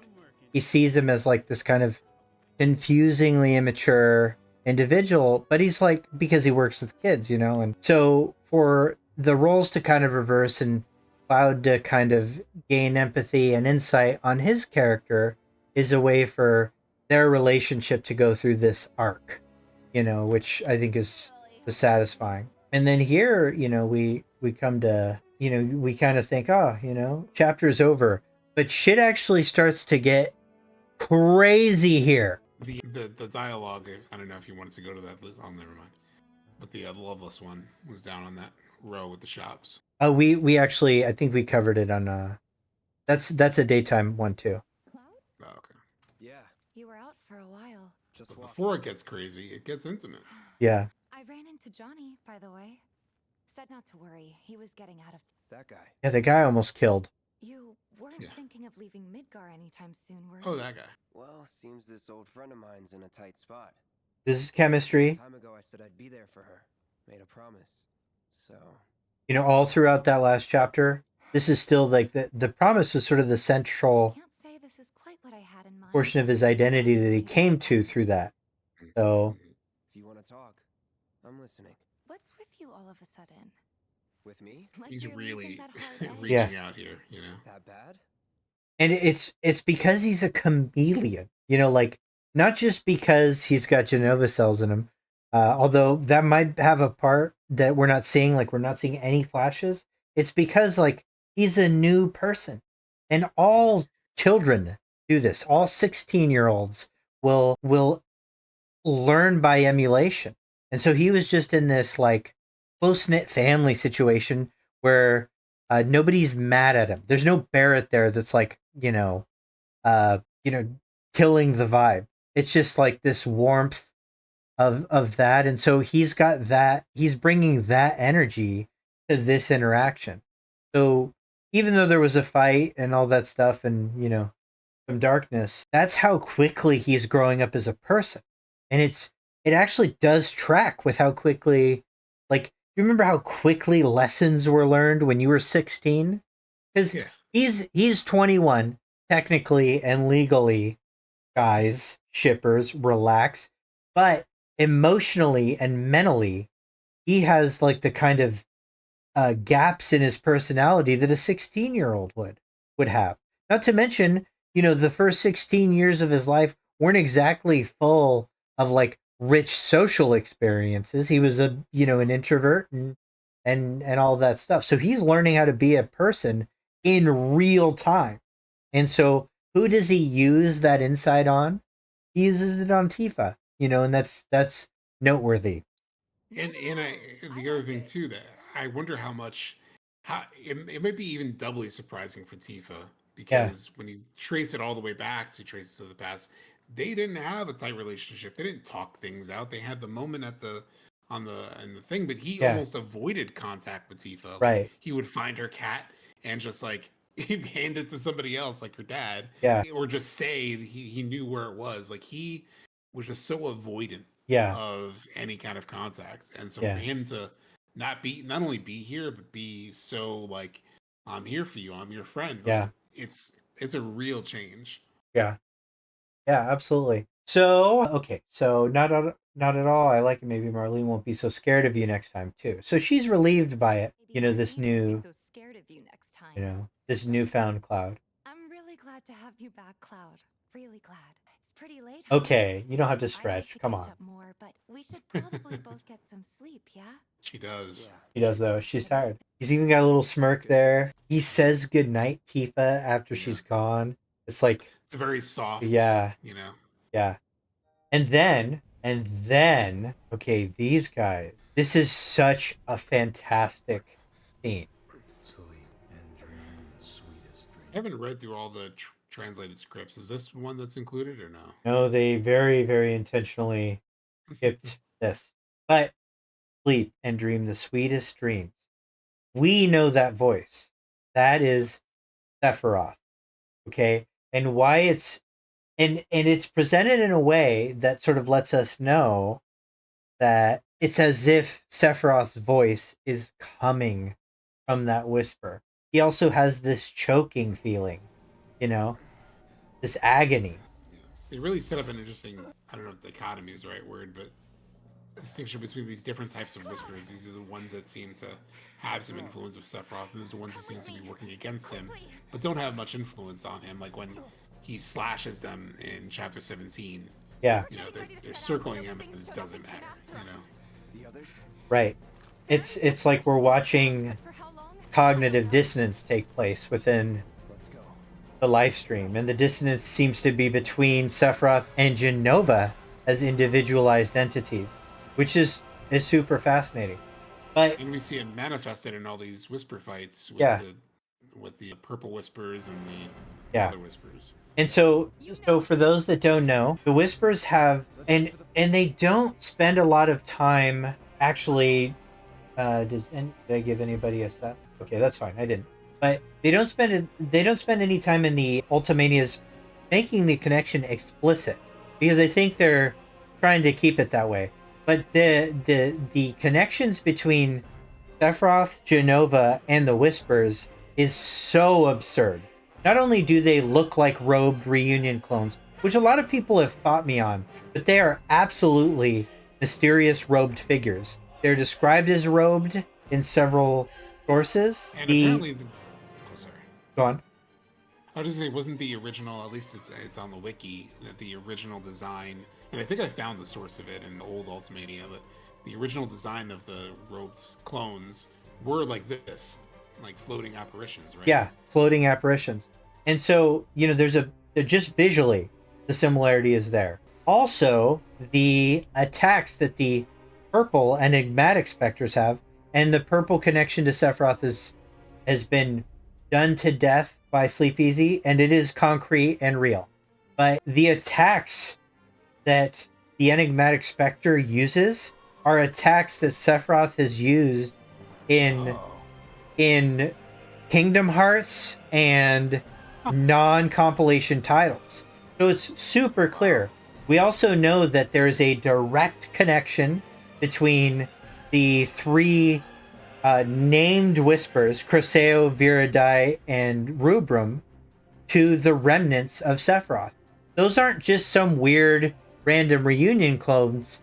The remnants of Sephiroth are the divided triune will of Sephiroth.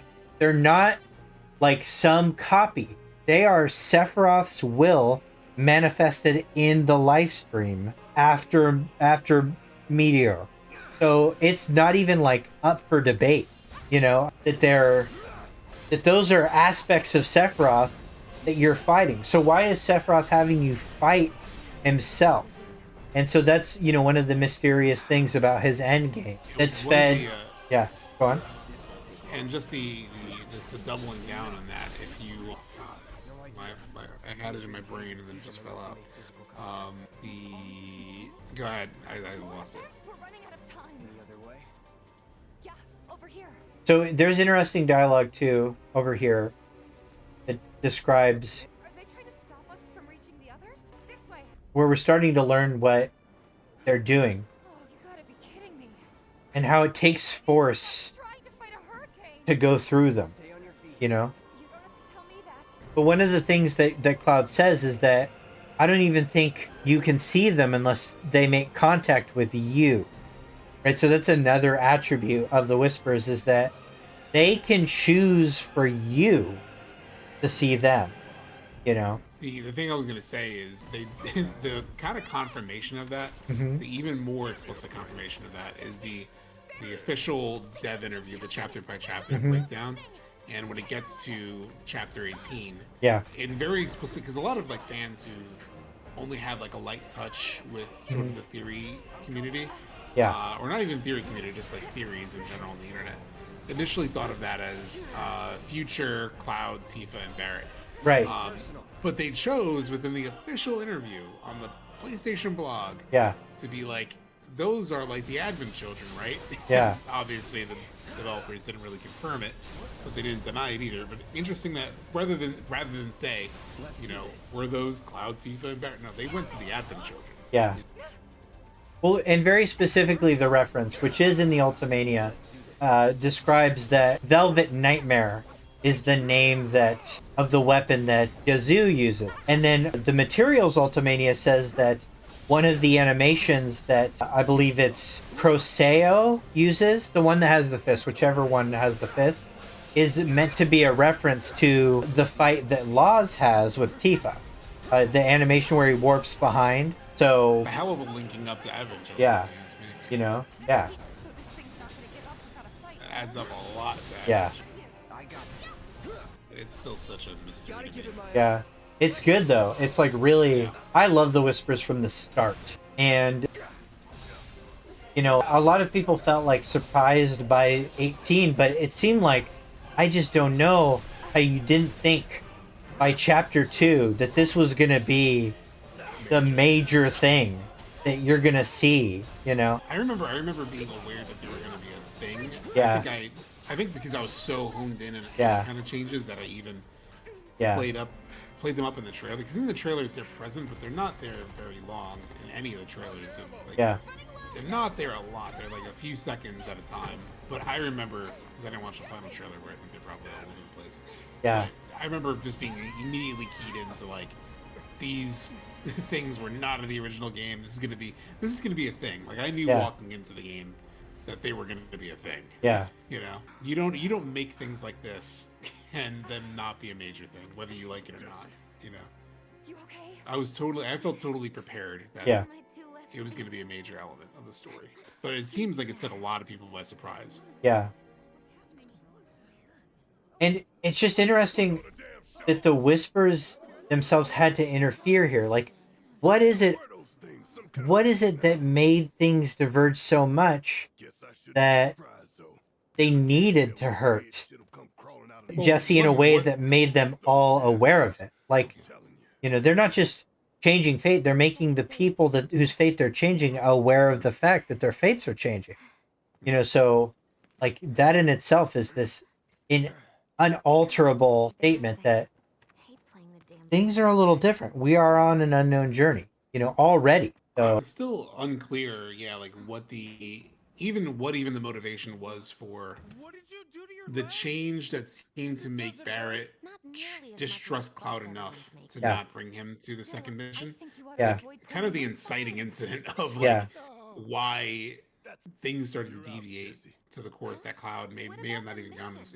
It's not super clear to me. They fight a little bit, but they fought a little bit in the original game. Yeah. In that first job, so even that's still kind of unclear to me, and I wonder if there's a reason for that.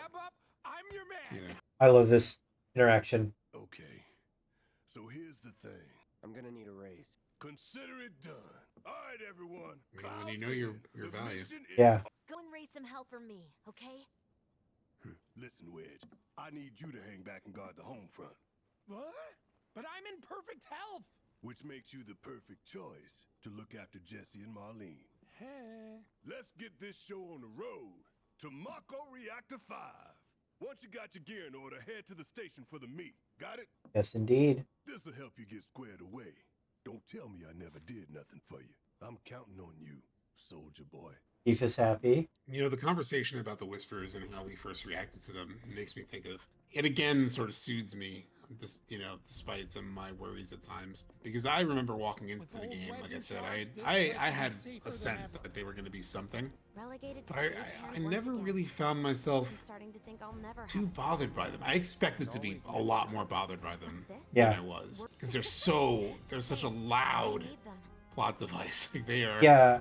I do. Their whole ass is in your face, you know? It was one of those things, like, as soon as I saw them, I'm like, okay, this could go bad. But and then it was just more like predicting that they would be criticized in like a sort of low-hanging fruit, uncharitable way. Like, you know, like there would be a lot of like, I don't want to be particularly, you know, insulting. I understand that skepticism, right? Sure, like, yeah. Especially because I've generally been pretty optimistic, like in all my published videos. Yeah. But you know, I'm very open. I'm very open on Twitter. I'm very open in private. I'm very like of that. I have, you know, concerns and fears and whatnot. And I talk to other creators and stuff. And I just don't have the history that people have with this creative team, right? Like, I didn't get burned by Kingdom Hearts because I didn't play Kingdom Hearts. I didn't get, you know, I don't have fears around the people involved in this game who were involved with Final Fantasy 13 because I didn't play Final Fantasy 13. Yeah. Like, I'm experiencing what they're creating purely based on this. But I understand if you come from 13 wasn't that great and Kingdom Hearts went off the sort of rails and is a little crazy, and I even forgive some of that because that's Disney and there's all kinds of like hands in the pot there, and you know, I don't fully blame Nomura for what happened with that franchise either, even though I don't even know technically what happened. Yeah. But I understand why people would have reservations if the main creative forces and leads may not have satisfied them in the past. Yeah. You know? A cool bit of dialogue here. I don't know, but I heard Jesse scream bloody murder, and then it says, and this is just to kind of let us know that even though we all saw it, like they just saw us firing in the air like crazy people, you know? The Harbinger for Popo Dopodo, which I'm sure I butchered your name. Yeah, the Harbinger itself was jarring for me the first time I saw it in Chapter 18, for sure. That was like the one time the Whispers went, "Whoa, my god!" I think it's just because it's so visually referenced. Yeah. Even me not being a Kingdom Hearts player, it reminded me so much of like the Heartless King or whatever it's called. Yeah, it did have that look.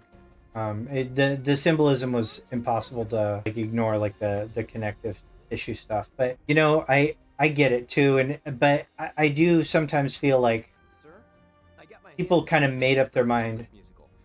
Would you like to go with me? I love this. We're on duty. The slums are Avalanche territory. Stay sharp. Damn Loveless. Yeah. It's just that You can't escape it. There are monsters on the plane too, right? You see the news The work we're wrapping up this chapter, which means that we're going to just briefly read the retrospective, and then okay, hold on, let's find him. Okay, it's these people. He is doing a Christopher Walken impression. And the bombings will finally have some peace.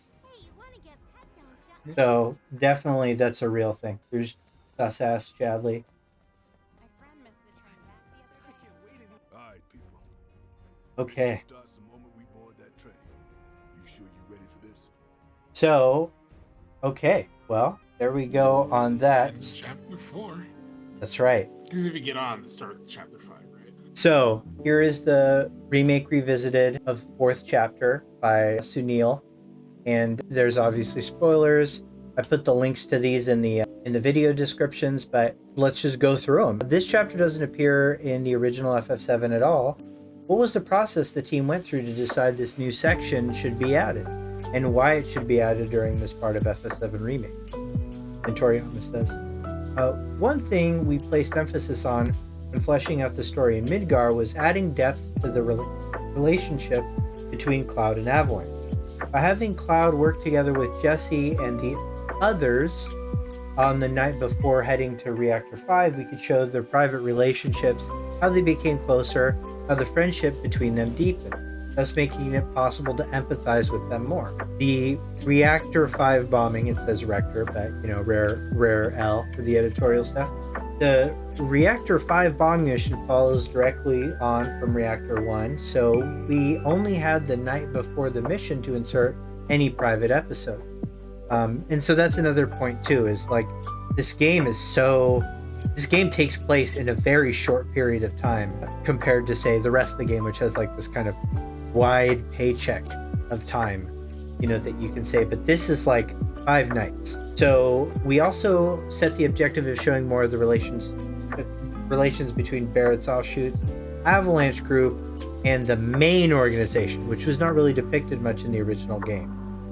So in addition to Avalanche, Roche is one of the other big features of Chapter 4, but he actually wasn't included in Mr. Nojima's script from the beginning, which is interesting. So Nojima didn't plan for Roche. He was originally planned to simply be a soldier operative who was a skilled rider, to be the boss for the G-Bike section, but we felt that it would be fun for the player and only be proper to have the boss of G-Bike also appear as the boss for the battle in the 7-6 Annex. After that, Toriyama and Nojima gave him a unique personality and incorporated him into the story. And that's something that Nojima is really good at, is he takes all these ideas from all these different people, and then he is the master of the lore and how it all ties together. He's the one that incorporates things. And you can tell when he is detached from a portion of the compilation because of sort of a lack of incorporation. Like he was very ancillary in Dirge of Cerberus, and you can tell.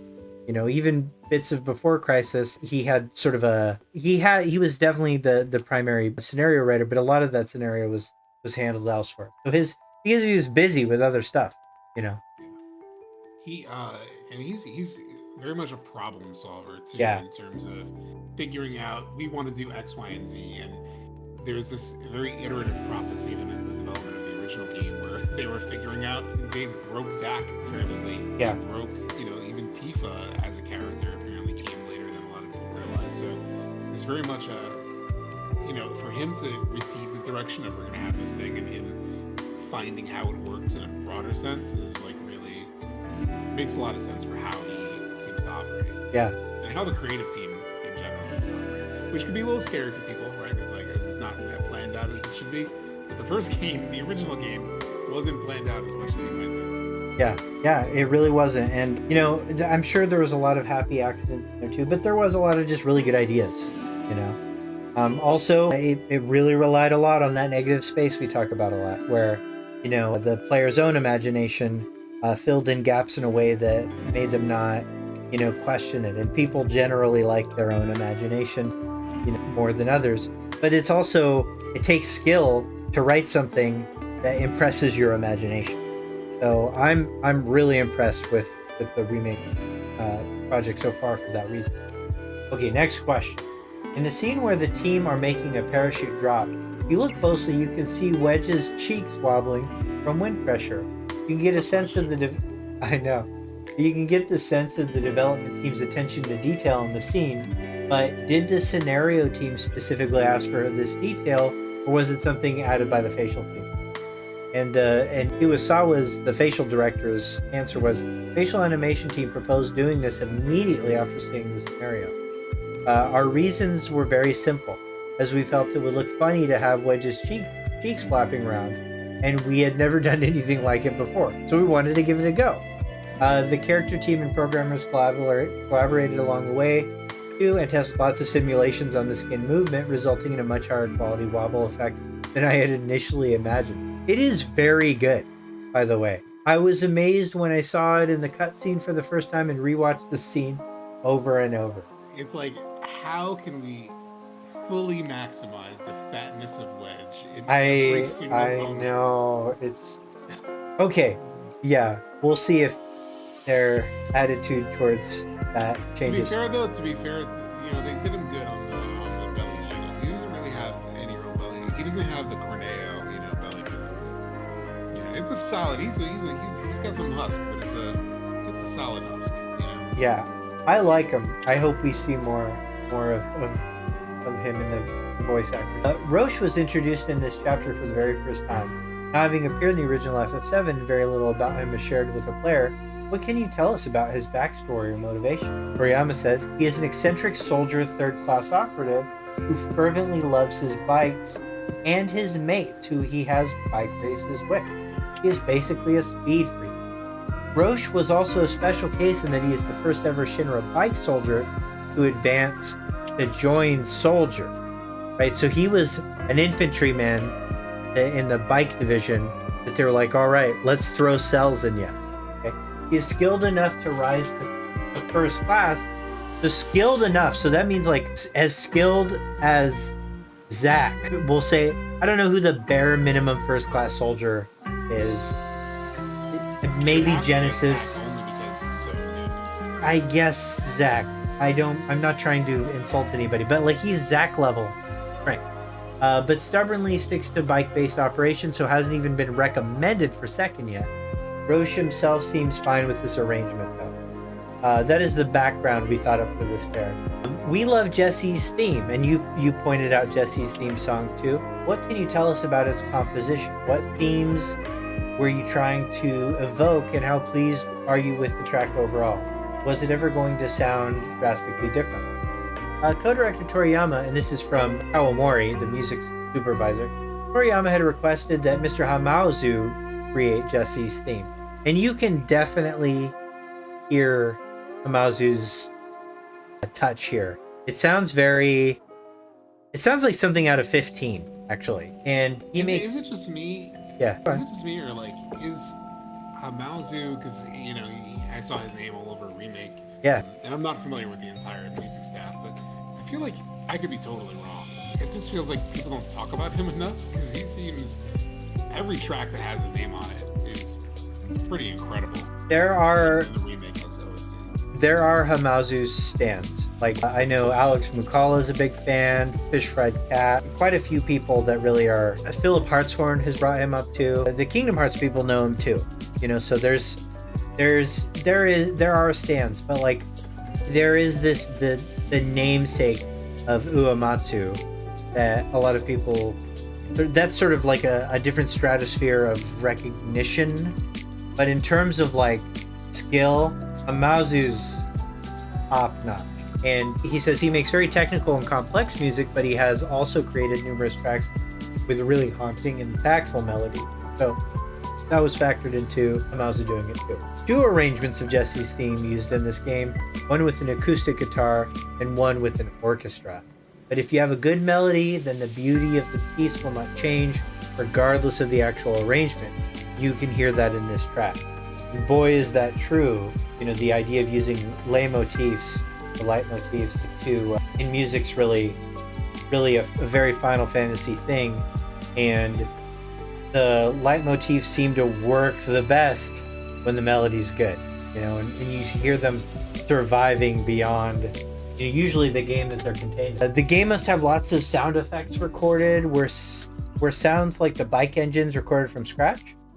We did record all the sound assets for the bike engines. We had a professional stunt driver perform all kinds of different maneuvers, captured the sounds of those. It was not just riding around normally, but also had him doing things like maintaining various engine rotation speeds, performing wheelies and sliding too.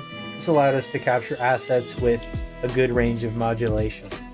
We then used the raw sounds we recorded and manipulated them for FF7's final set of effects that are both used in-game and in the cutscenes.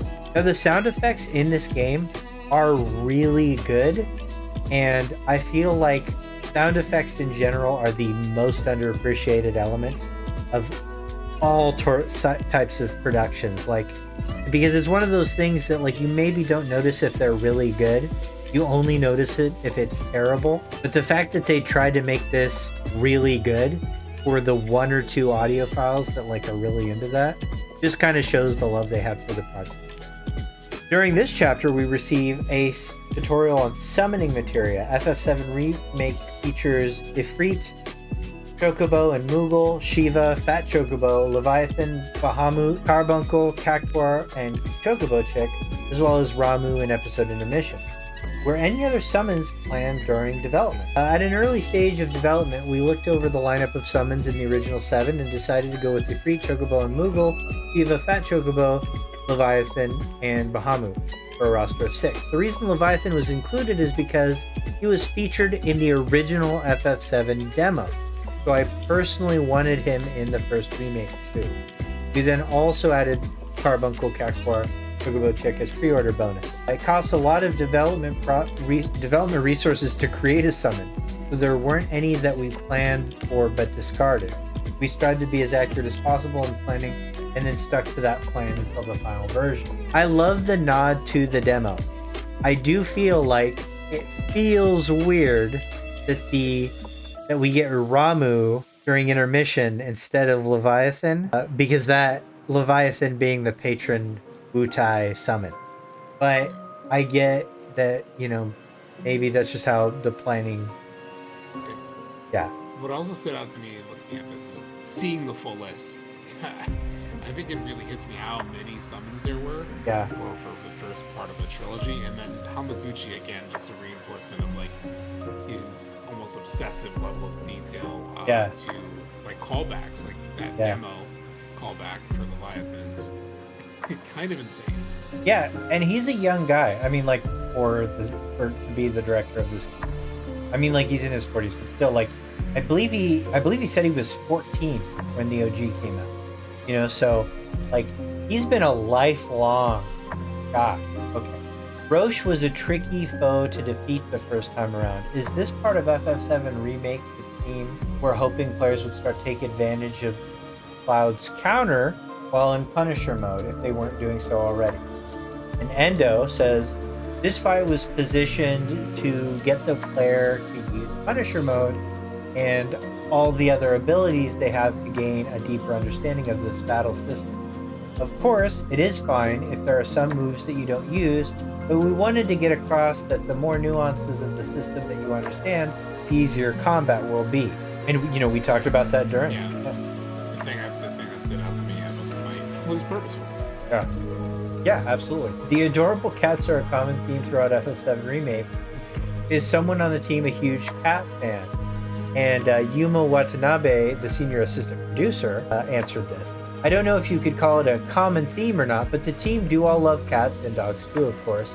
One story is how our co-director, Mr. Hamaguchi, who is himself a cat lover, lent us a photograph of his American short hair when we were looking for models for the cats in game.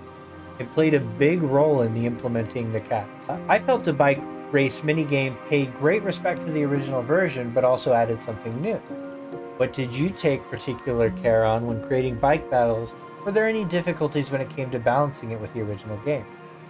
And then Hamaguchi says, it's not the kind of minigame that you play and complete over and over, but we aim to keep the core gameplay as simple as intuitive as possible.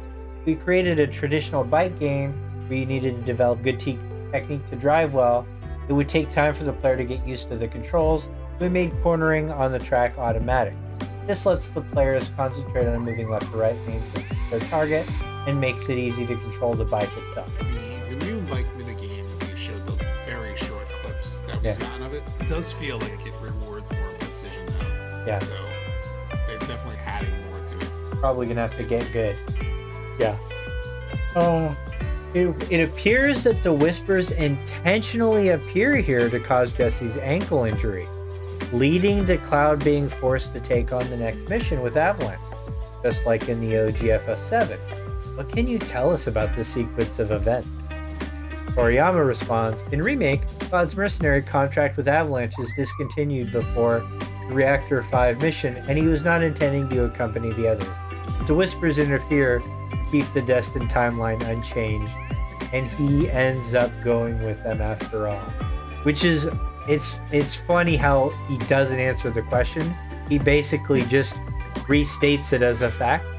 Like, it's like he basically says, yeah, not this time, you know. And that the way that Sunil was trying to ask the question was like, why did they need to get involved? Why is it different? And he's just like, it's different now, so they had to involve. You know. We hope you've enjoyed reading this third chapter of Final Fantasy VII Remake Revisited. We're looking forward to learning more from the game over the coming. Okay. So then we have the voice script. So the first one. So the first one we see is, okay. So this is the last half of chapter 3, and we've already gone over that. Went over that with Blitz, and it was great. But here's the very limited section we see for chapter 4. And a short beep is heard. They look and find Biggs and Wedge standing beside 2 compact motorcycles. It's weird that they did, there's obviously a script that exists for this chapter, so it's weird that so much of it is missing. You always wonder, when you see that. Yeah. So a short beep is heard. They look and find Biggs and Wedge standing beside 2 compact motorcycles. Biggs says, "Railway's done for the night. They moved the last train up, which is why we rented these bikes. We can use them to get to the place." Jesse says, "How do you know?" Wedge says, "You were acting pretty weird, looking all distracted in the middle of conversation. And then acting super peppy in the next moment." Jesse says, "Still doesn't explain how you knew I was heading topside. Oh no, was I talking in my sleep?" Wedge says, "We just figured you'd want to see your parents before the mission." Bullseye. Now somebody mentioned this, and I don't know.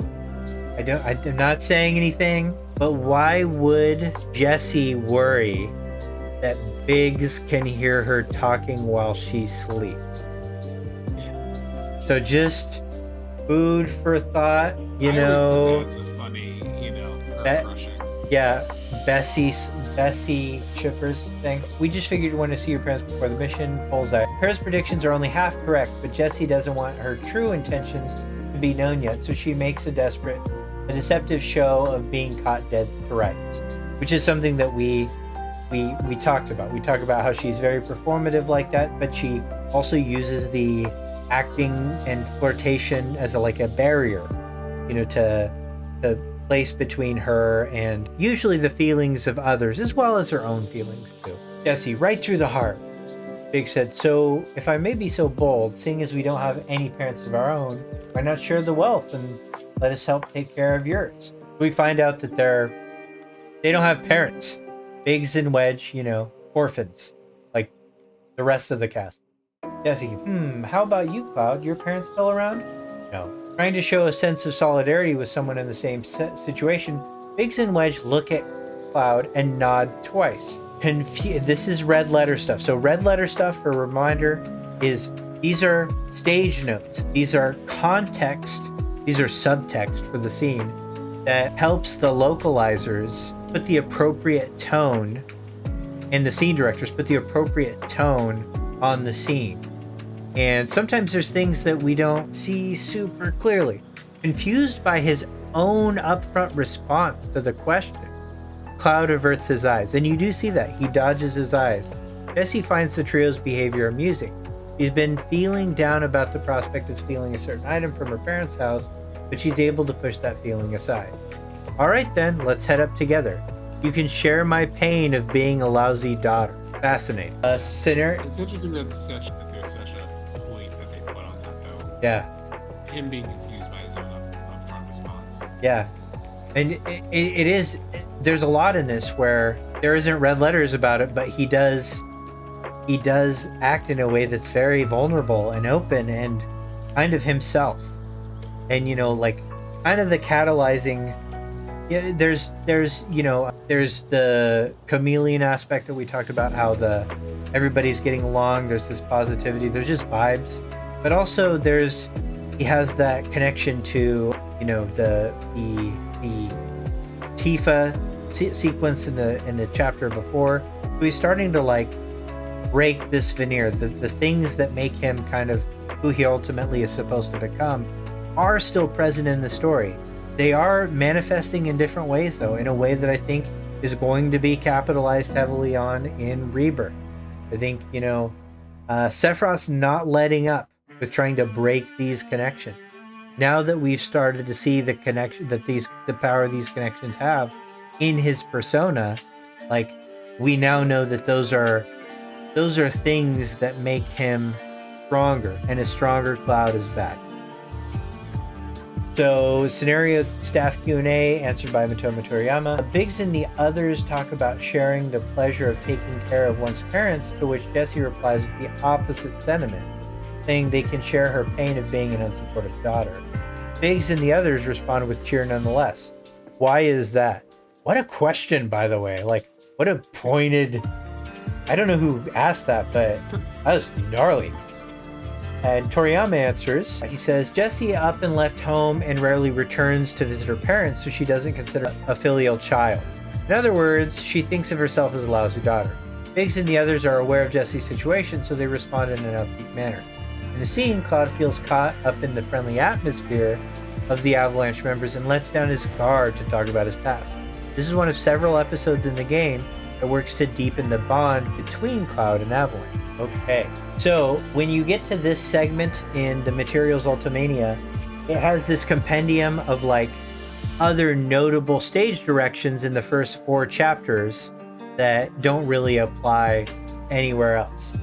So we'll go over all of those right now, and then call it. But right now, so in chapter 2, witnessing the damage from the blast, this can't be right. So Jessie says, and then Barrett grows flustered as he surveys the city.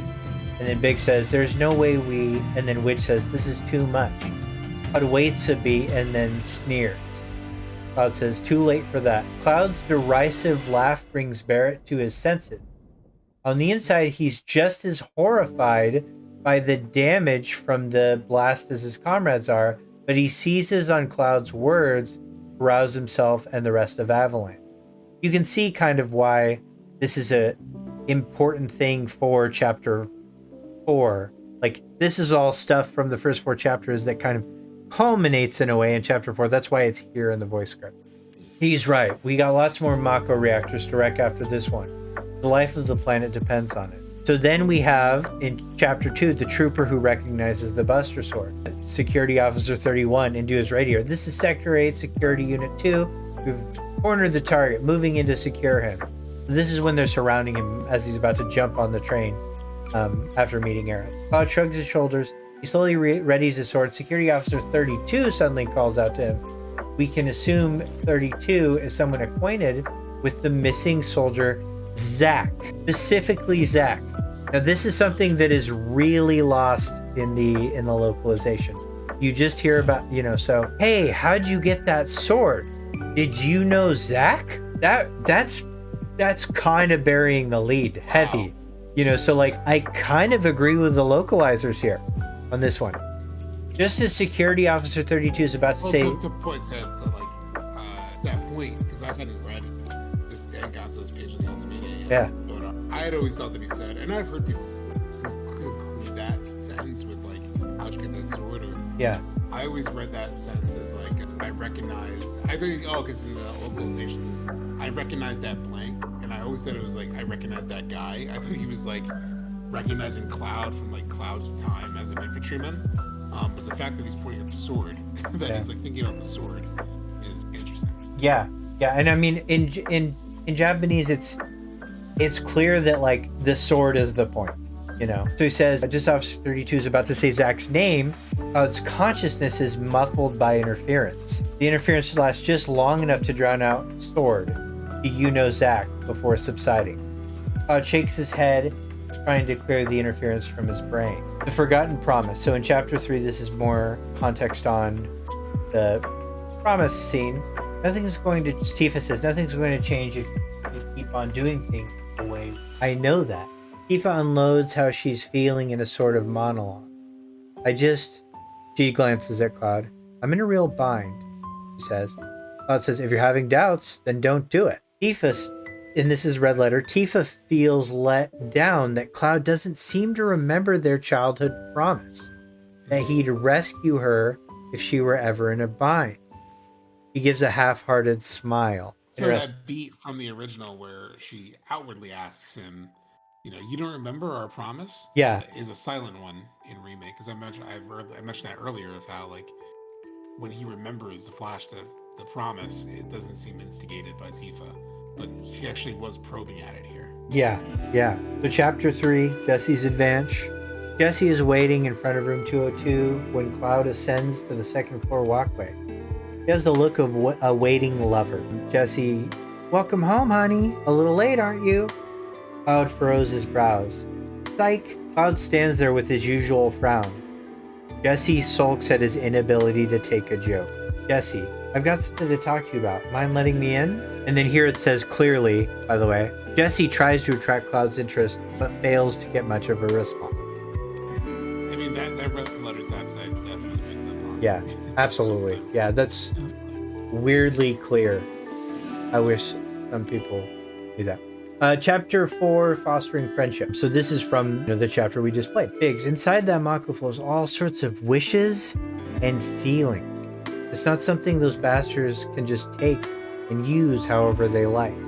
Wishes and feelings. So dreams, desires, and feelings. So memories, stuff like that. Responds with 3 dots. In Japanese, he says ... out loud. Wait, does it? Cloud stares mutely at Biggs, at a loss for what to say, trying to lighten the mood. Biggs puts on an intentionally comical voice. Biggs, but don't tell Jessie I told you all that, Kay. She's a real handful when she gets angry. Cloud, well, no promises. No promises again. No promises to keep. Wedge, hey, you might beat us up. Not my problem. Literally not interested. Biggs says with a laugh, this guy. Cloud doesn't laugh, but he breaks into a smile. We sense an atmosphere of friendship between the trio. As they interact more and more, Cloud, Biggs, and Wedge grow close enough to each other to crack jokes with one another. So there you go. I definitely like the localized version of Wedge's response. Yeah. I'm serious, Cloud. She'll beat the shit out of him. Yeah, I like that too. And there's a lot of localization choices that, people take issue with, and that's valid. If like some of the meaning is lost, and some, particularly about relationship stuff, I know a lot of people really invested in that have broken apart localization to find different meanings and stuff like that. But one thing I do like about the localization in English is that it does a lot to really bring that like 90s edge, the use of the occasional vulgar language. It's like, let's dance, asshole, and bring it on, bitch, and stuff like that. I love that stuff. Like, that's something that, like, I think really the localizers did a good job on. Two things that stood out to me that we haven't talked about on this.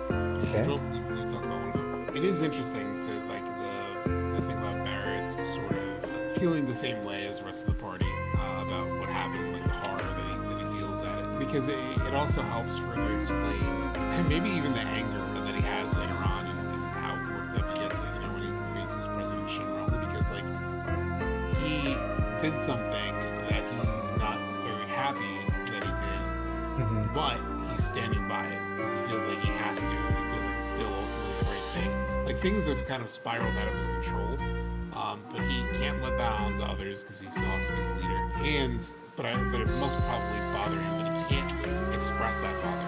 And it must really, when they have the argument between Tifa and Barrett that we don't see in the basement, you know, it must be interesting that he is harboring these feelings about that, despite him knowing that Tifa's probably right.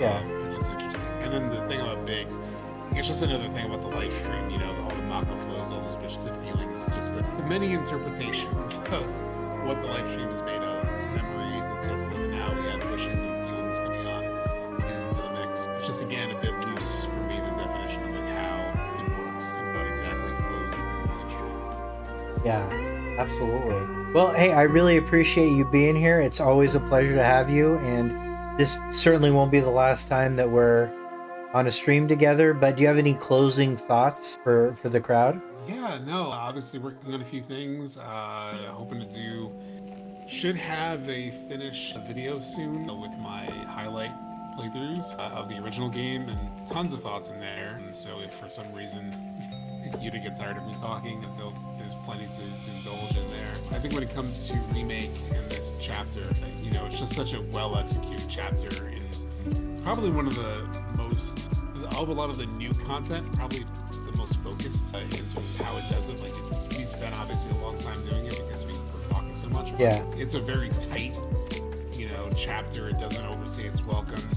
The vibes are just immaculate. Yeah. And I do think there is something to that conversation with Biggs about Jesse's dad, the state of Jesse's dad. I don't think that was there for, you know, as just a coincidence, or even as set up for, you know, what Cloud experiences later in the story when he has Mako poisoning.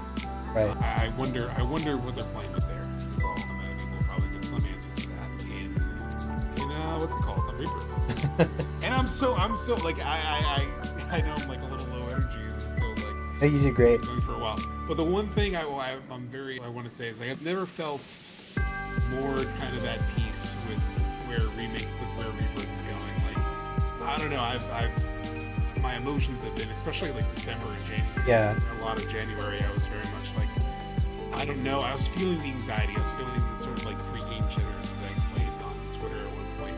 But now I'm like fully and just as locked in. Like, I think they're gonna make something really, really damn good. And I hope I'm not overhyping myself. I don't think you are. I'm in the same zone. I have a confidence that easily could be faulted, but I just am. I'm confident. So with that, YouTube, thank you for joining us. Please like and subscribe, all the things. Turn on the notification bell. I promise you want to do that. Wink, wink. I promise you want to subscribe and like. Okay? I will make it worth your while. Goodbye. Wednesday. Hey, and I'll be live Wednesday. But YouTube, thank you for being here.